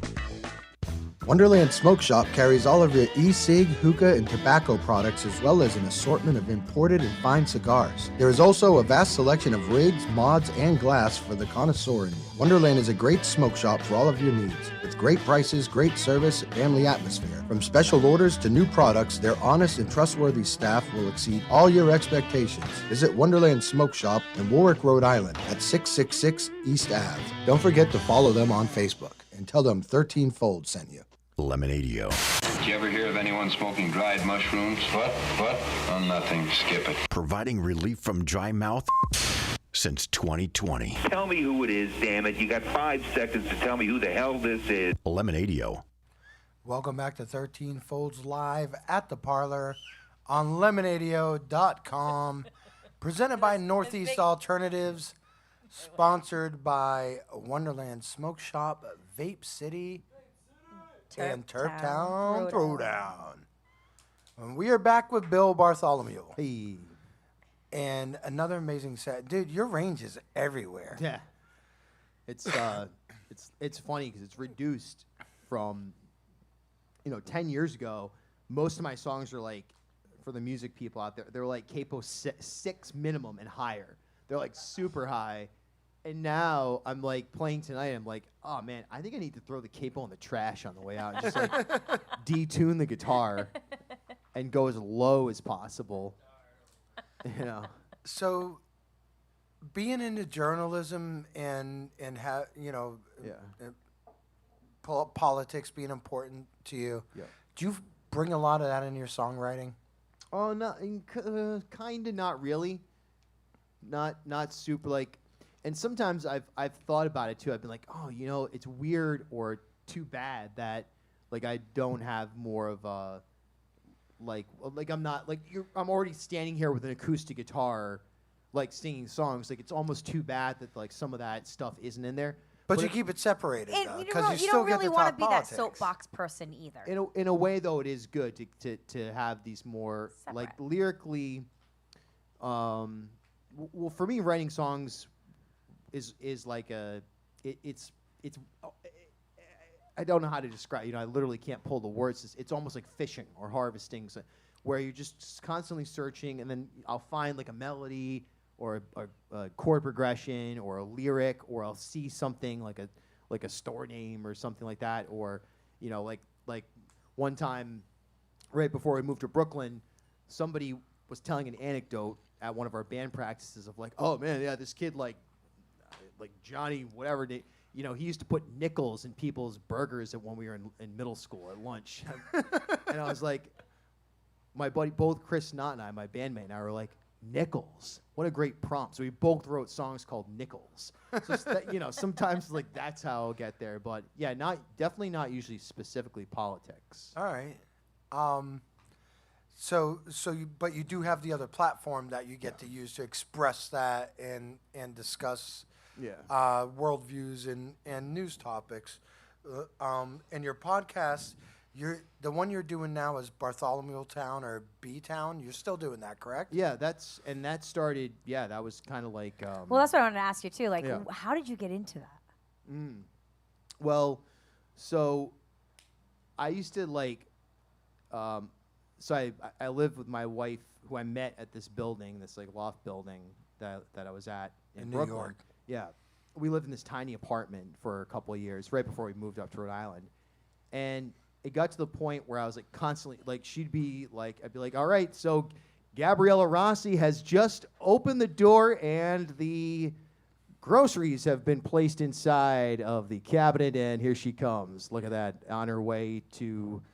Okay, she's leaving the apartment. So I was constantly broadcasting her life. And it was just the two of us in this deranged experiment of can two people with like big egos, not even big egos, just like big personalities, coexist inside basically an apartment the size of this stage. And it got to the point where eventually she's like, you have to be a broadcaster. So you stop broadcasting me. Like you got to do something else. It's like, this is no way to live. And I was obsessed, like listening to way more sports talk radio and news talk radio in New York than music. And like, so when I got back to Rhode Island, I discovered WPRO, which I had heard of and knew existed for sure, but had never listened to really a lick of before I left.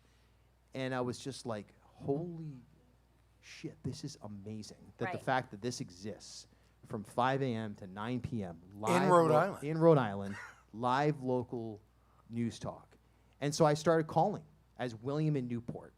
And I would call every show almost every day as this annoying, kind of left-leaning caller. And I'm shocked looking back on it and understanding the way it works. I'm shocked that they let me on as often as they did. But I started to call in every day. I still have the tapes of them. And I would record it most of the time for a year and a half. Listen nonstop to the station. Call in every day, multiple times a day. And finally, I realized, I was like, why don't, my wife was kind of like, you should do a podcast. And I was like, that seems like so much work. I'd have no interest in that. I'd rather just call WPRO and then go back to let them do the work. Let them do the work, But finally, I was like, all right, let's take a stab at it. So my first guest was, and I still can't believe he agreed to do it, now Governor, then Lieutenant Governor Dan McKee. He showed up at my loft building in Providence that I live at in Elmwood. Like, because you're the lieutenant governor, you don't really have very specific responsibilities in Rhode Island. It's Right. So he had time to do it. He came over, we talked for like an hour and a half. I had no idea what the hell I'm doing. I'm shocked I haven't taken it down. It's still up there. Now, 327 episodes later, it comes out every Tuesday, Friday. Yep. And it's my world. And But also beyond that, though, like you give us live updates, like all through COVID. that was You gave wild. us live updates. You were there. What's crazy about it is that it became through word of mouth, because I wasn't making any money. I mean, now it has a sustainable operation going, but it just through word of mouth grew to the point and where you didn't go to school for journalism. no. You don't. But yet you were in there questioning the governor, and you're asking the questions that we wanted to ask. You were the one doing it. I felt during COVID a very specific role that. And you did it. I mean, I watched every single one. I wasn't expecting anything like that to happen. The fact that it became mainstream media as an independent platform, Right. and I became credentialed When to we go. had when we had the activism in Providence, and you were there with them too. It's crazy. I'm so thankful to the listeners. I'm so thankful to the people who have given me an opportunity. The other members in the media who are annoyed by me at times, but have also embraced They that must this be is happening. so annoyed with you. Because I think that, there's a real space for it everywhere. I think it's the most important space because that's He what we were gets- talking about earlier. That's and he what got to- we're missing is you're not a corporate puppet. He wasn't censored. You have no agenda. You just want to report news. And that's what people need nowadays, and that's what we're missing. And I think that's why there's so many people at odds. We've become such a divided country, and it saddens me because It is, yeah, it's sad. the news is supposed to be our freedom of speech, our representative to check. That's our checks and balances as citizens of the United States of America. You have the judicial branch and their government and everybody doing their shit, and they do whatever the fuck they want unless there's media that keeps them in check and says, hey, look what these guys are doing. But now everywhere you look, those media stations are pawns of the corporations and the politicians And a lot of running shit. And a lot of them are crumbling. They're literally crumbling from Yeah. inside. Well, they should crumble, because this is what independent media is what revolutions are formed from. That is Yeah. the most, and I think it's one of the most important jobs as citizens of the U.S. We have an important job. I mean, I don't report news. I make up shit about volcanoes, but I mean. You didn't make it up, though. It was actually Well, no, real. it really happened. I just made up you the do facts report around news, it. yeah. I knew there was a volcano somewhere in Spain. But anyways, the truth being is that people like you being in the front lines without any sort of agenda are the best vehicle for us to really get people involved that are going to see what's going on and say, hey, this isn't acceptable, or yay, this is great. These people are doing things. It's got to be what's the word I'm looking for? You're the journalist.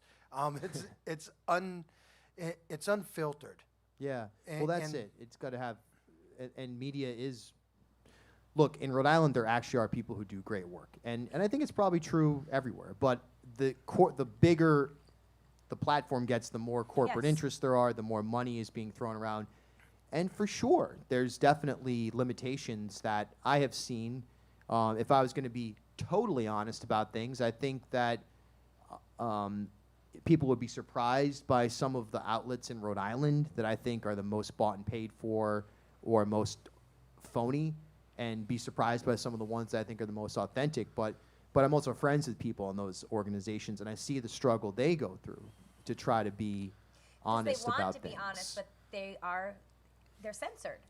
Yeah, and honestly, people started calling me a journalist before I started calling myself that, because I always saw myself as an entertainer, you know, giving opinion.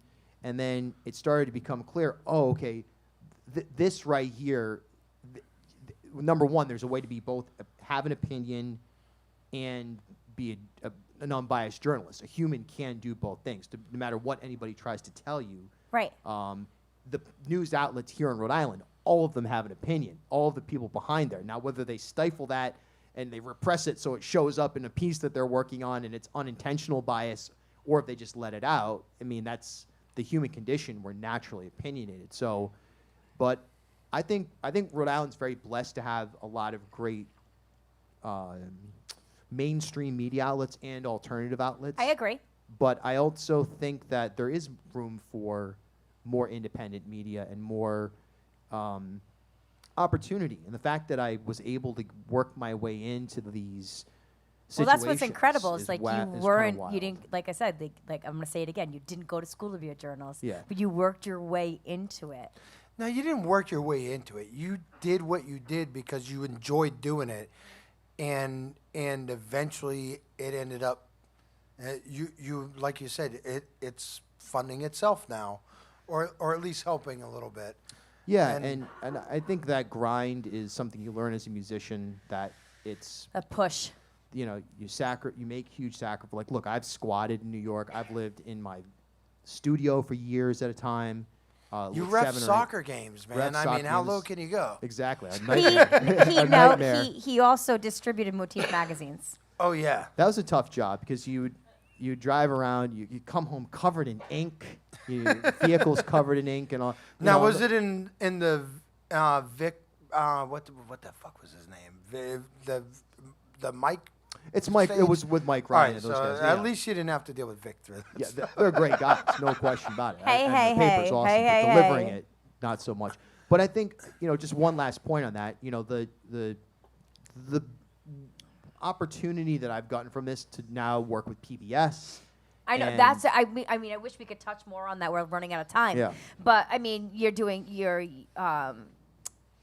producing also for PBS. Is that what it is? Well, I do. I read? Yeah, I write. I create stories, long form television stories. Tomorrow night, it's an interview with the governor from the State House, like 10, 15 minutes. But really, the thing that was amazing to me was the July 29th, 2019 phone call I got, which was asking me if I could fill in for Dan York on WPRO. Yep. And I saw that. I saw that. Yep.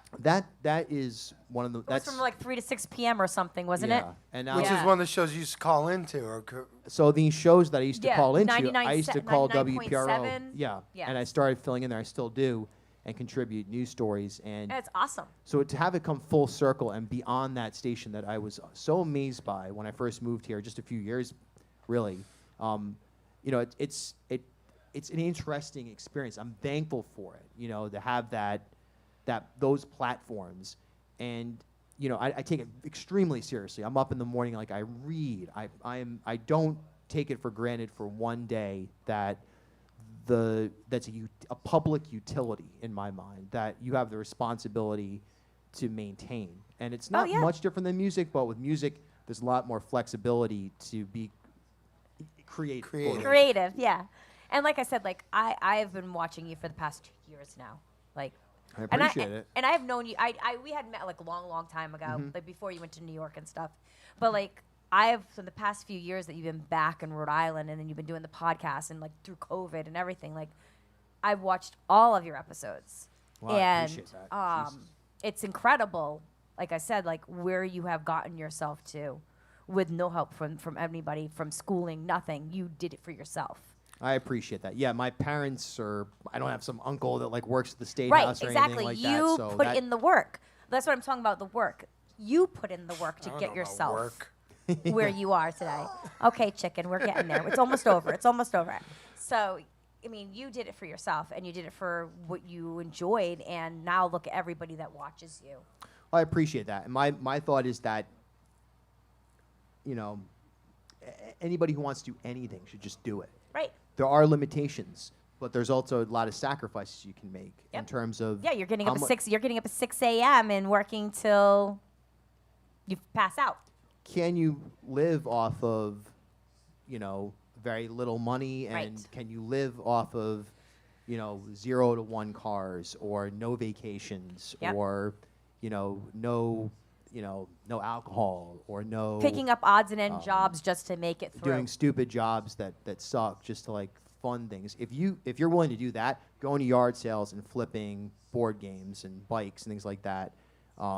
If you're willing to do that, you can totally be a musician or a reporter or an artist or anything like that. At the Man, same time, that's also no way to live. I wish we could keep going on and on and on, because there's so much that I feel I'll like blast people some need to songs. hear. But you know what? From you, because Let's- it's right. It's true. I want to, you know what? We didn't switch over till like 3-4 minutes later, so we got a little bit more time. I'm gonna run over the radio station and kiss my ass. But it's true. It's true, and it's true, and people really need to hear this. If you want to do these things, and you want to work your passions and love your passions, and you got to be able to live on nothing. But that's the thing. If you love it, then it's not about the money. Right. And the money will eventually come. And I mean, that's kind of where I see what you've done is, you did this because you had a passion to do it. You didn't expect to make money off it.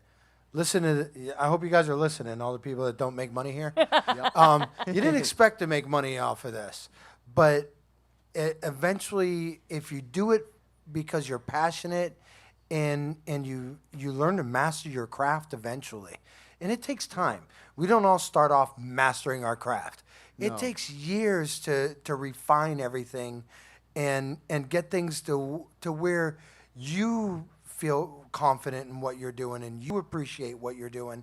And that's what it's about, because if you're happy with what you're doing and you feel you feel the I'm hammered now. But you feel the confidence and you feel like you've succeeded at creating what you wanted to create, then the other things will start to come and they will fall into place. I do agree with that. Yeah, and it's always continuing to work towards mastering your craft. I think that's the greatest anyone does. The greatest basketball player, greatest sidewalk chalk drawer, and I just think that there's a competition is also a valuable thing. Yes. I never saw myself. I wasn't trying to compete with. I was trying to compete with Channel 10. I was trying to compete with WPR. I'm trying to compete with WCBS New York. A little competition doesn't hurt anybody. It's good.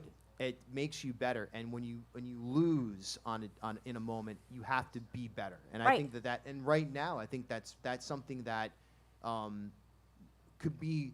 And again, it's not like, all right, you suck and I'm great. It's, wow, you just kicked ass, so I better kick ass. And in any sector, including music, I think that scenes, and I think Providence does have a healthy amount of that, but I just think that there's a real need for that, and it's a word that gets associated with like exploitation or something. And then the reality is that the idea is, when I'm working on a piece right now, like I want to make sure I want the local NPR station to be like, wow, that guy's good. good. Fuck, man? How do we not have this first?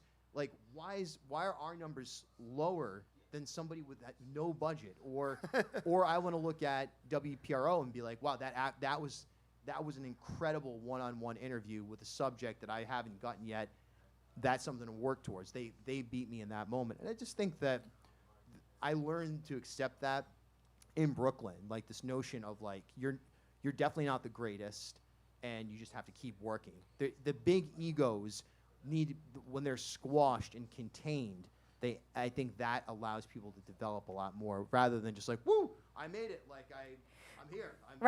I read off a prompter, or I read off research. No, I came up with these questions in my head. There's always room to grow, and that's it. Before we exactly. go, what I want to leave everybody listening with is to master your craft is to understand that there's always room to grow.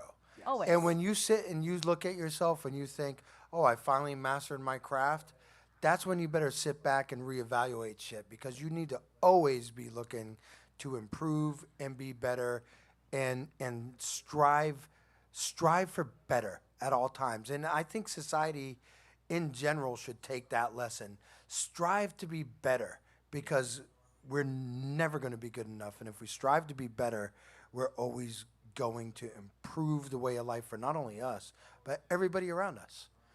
I totally agree. And uplift people. Exactly. Uplift Right. people around you. Teach, learn from other people. Like, don't look at people and go, oh, well, you know, All right, guys. So they screwed me. Yeah. chicken. I agree, chicken. We've gone over long enough. Thank you, Bill Bartholomew, for joining us tonight. Once again, where can people find your podcast? What nights is it on? Is that happening? Yeah, ripodcast.com will take you to my website, which you can link to Spotify and Apple and all of that. And then Channel 8 on Wednesday nights on TV. I don't have a TV, so I've literally never watched PBS. Just say PBS. on PBS. Just look up PBS. And then every now and then on WPRO, like, a couple times. And you 3 or 4 live times stream a month. stuff too. I do a lot of live streaming. I've done a little less lately, but if there's a protest or a major event going on, I'll probably be there with my phone. And is that on the same? That is on like Facebook, Twitter, Instagram at Bill Bartholomew. So look up Bill Bartholomew on. And you'll find everything. On Facebook and Twitter, and you do an Instagram? I do. Yep, same thing. Yep. Go check him out on social media. Shows. You had a show we were talking about earlier. When's that coming up? This Friday at my loft in Providence on Elmwood Avenue. Plenty of parking. Vaccine required. And in New York. On Elmwood Elmwood Ave. 669 Elmwood Avenue. I'm putting it out there. That's where I live. If any maniacs want to follow me home, I'll see you there. Keep an eye peeled. Knock first, please. Yeah, knock first or whatever. Yeah, but Friday night at 8:00 with Laco, one of my favorite bands, my friend Alexa and company, and some special guests. And Becca. That's Friday night? Yeah. That's Friday, All right. October 1st. Friday, So October next 1st. week, not this week. Next Next Friday. Friday. And, All right, I'm there. I'll be awesome. there. Yeah, come on out. It's fun. We always hang out. Yeah, because next Friday I'm here. This Friday I'm going to be in You're New going to be in York. New York at the best artist hotel in the world. I'm telling Yes. you. That's so cool you're going there. So once again, though, I want to thank all our sponsors, Northeast Alternatives, the most award-winning dispensary in New England. Thank you, guys.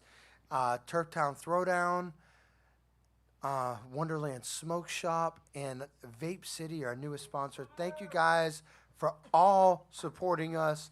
You're listening to... oh, wait a minute. And next week, Who's next week? we're going to have Solar Witch on. Is it Solar Witch or Solar Veach? Well, it's Solar Witch. Because They just there's do it. They two do a V. Vs. Well, they spelled it. Cool it's name. Solar It is a cool name. VVITCH, so it's Solar Witch, but they did it with the VV. Are they metal? They are. Oh, my God. It's going to be our first metal show, It's going to isn't be our it? first metal show. Nice. I get to fucking... You can we rock out mosh? with chicken. With my chicken out. So anyways, they'll be on next week's Solar Witch. And thank you guys for all joining in and listening. Before we go, one last set from Bill Bartholomew. And you are listening to 13 Folds live on Lemonadio.com from the Parlour.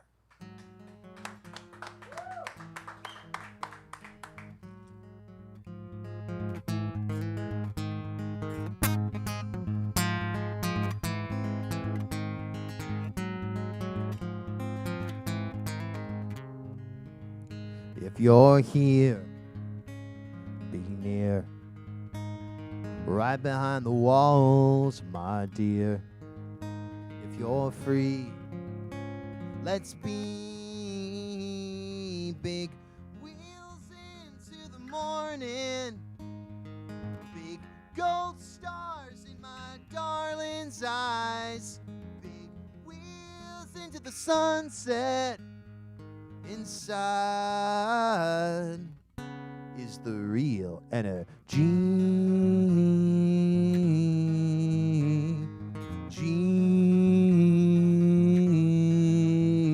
If you're gone, don't be long. Right behind the holes in the sun. If you're mine, let's shine big. Morning, big gold stars in my darling's eyes.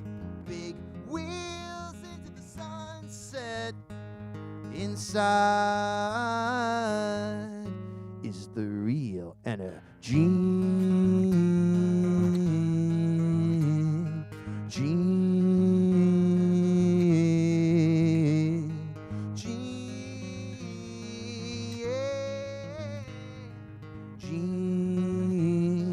Real energy.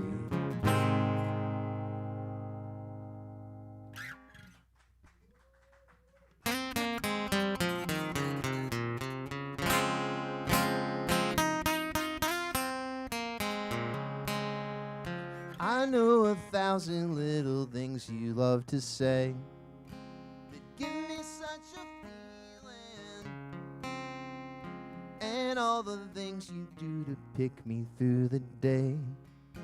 It's all part of my healing. I let you down for what I deserved, better than you say. I know it's hard, I know you hurt, better than you say. I stuck around, I kept my word, better than you say. I've fallen hard, real hard, yeah. I wake up underneath the same set of stars.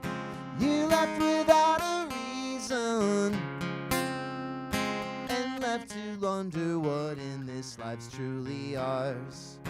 The shifting of the season, I let you down, what I deserve, better than you say. I know it's hard, I know you hurt, better than you say. I stuck around, I kept my word, better than you say. I've fallen hard, real hard, yeah.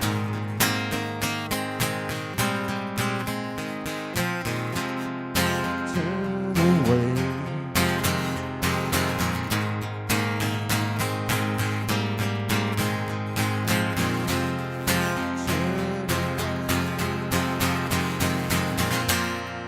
I let you down for what I deserved, better than you say. I know it's hard, I know you hurt, better than you say. I stuck around, I kept my word, better than you say. I've fallen hard, real hard, yeah.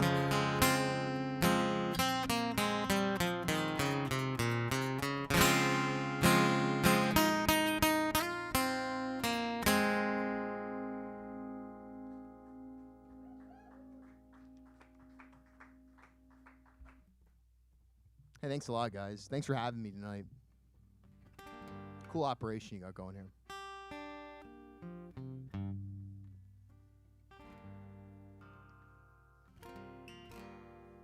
All right, this song's for Jacqueline, who left us 10 years ago this month, I'll say.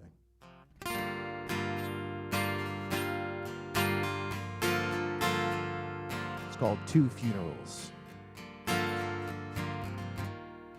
I run like the rain drops on the window panes of our old cafe, where every poem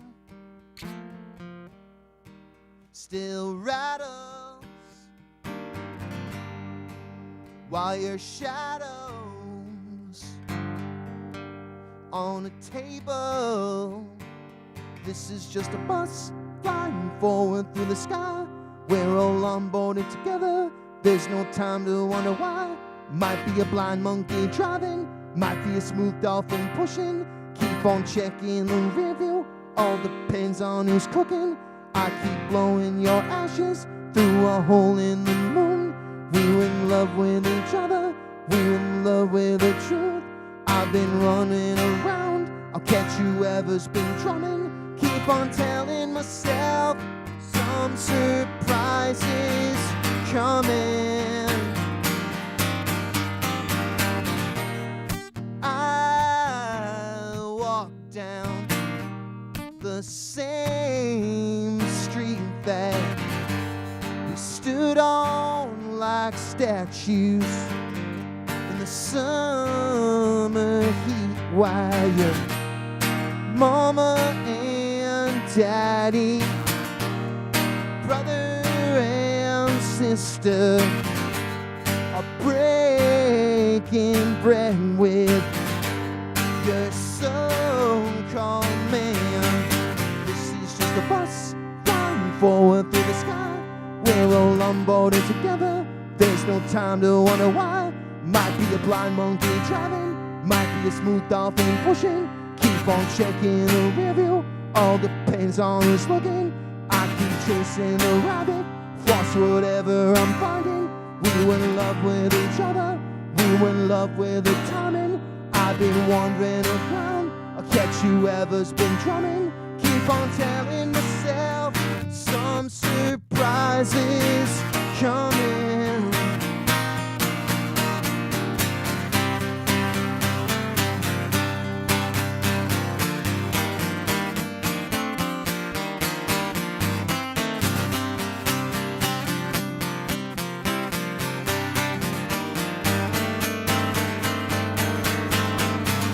This is just a bus flying forward through the sky. There's no emblem on the shuttle, there's no time to wonder why. Might be a blind monkey driving, might be a smooth dolphin pushing. Keep on checking the review, all depends on who's cooking. I keep blowing your ashes through a hole in the moon. We were in love with each other, we were in love with the truth. I've been wandering around, I'll catch whoever's been drumming. Keep on telling myself some surprises coming. Keep on telling myself some surprises coming.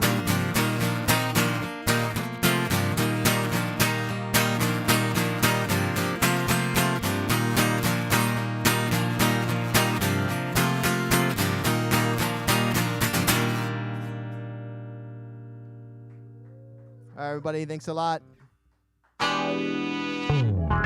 Northeast Alternatives is Massachusetts' most awarded medical and adult use dispensary, located in Fall River, Mass. Now serving adults 21 plus from all states with a valid ID.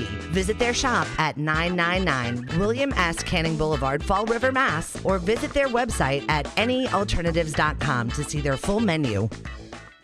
Wonderland Smoke Shop carries all of your e-cig, hookah, and tobacco products, as well as an assortment of imported and fine cigars. There is also a vast selection of rigs, mods, and glass for the connoisseur in you. Wonderland is a great smoke shop for all of your needs. With great prices, great service, and family atmosphere. From special orders to new products, their honest and trustworthy staff will exceed all your expectations. Visit Wonderland Smoke Shop in Warwick, Rhode Island at 666 East Ave. Don't forget to follow them on Facebook and tell them 13 Fold sent you.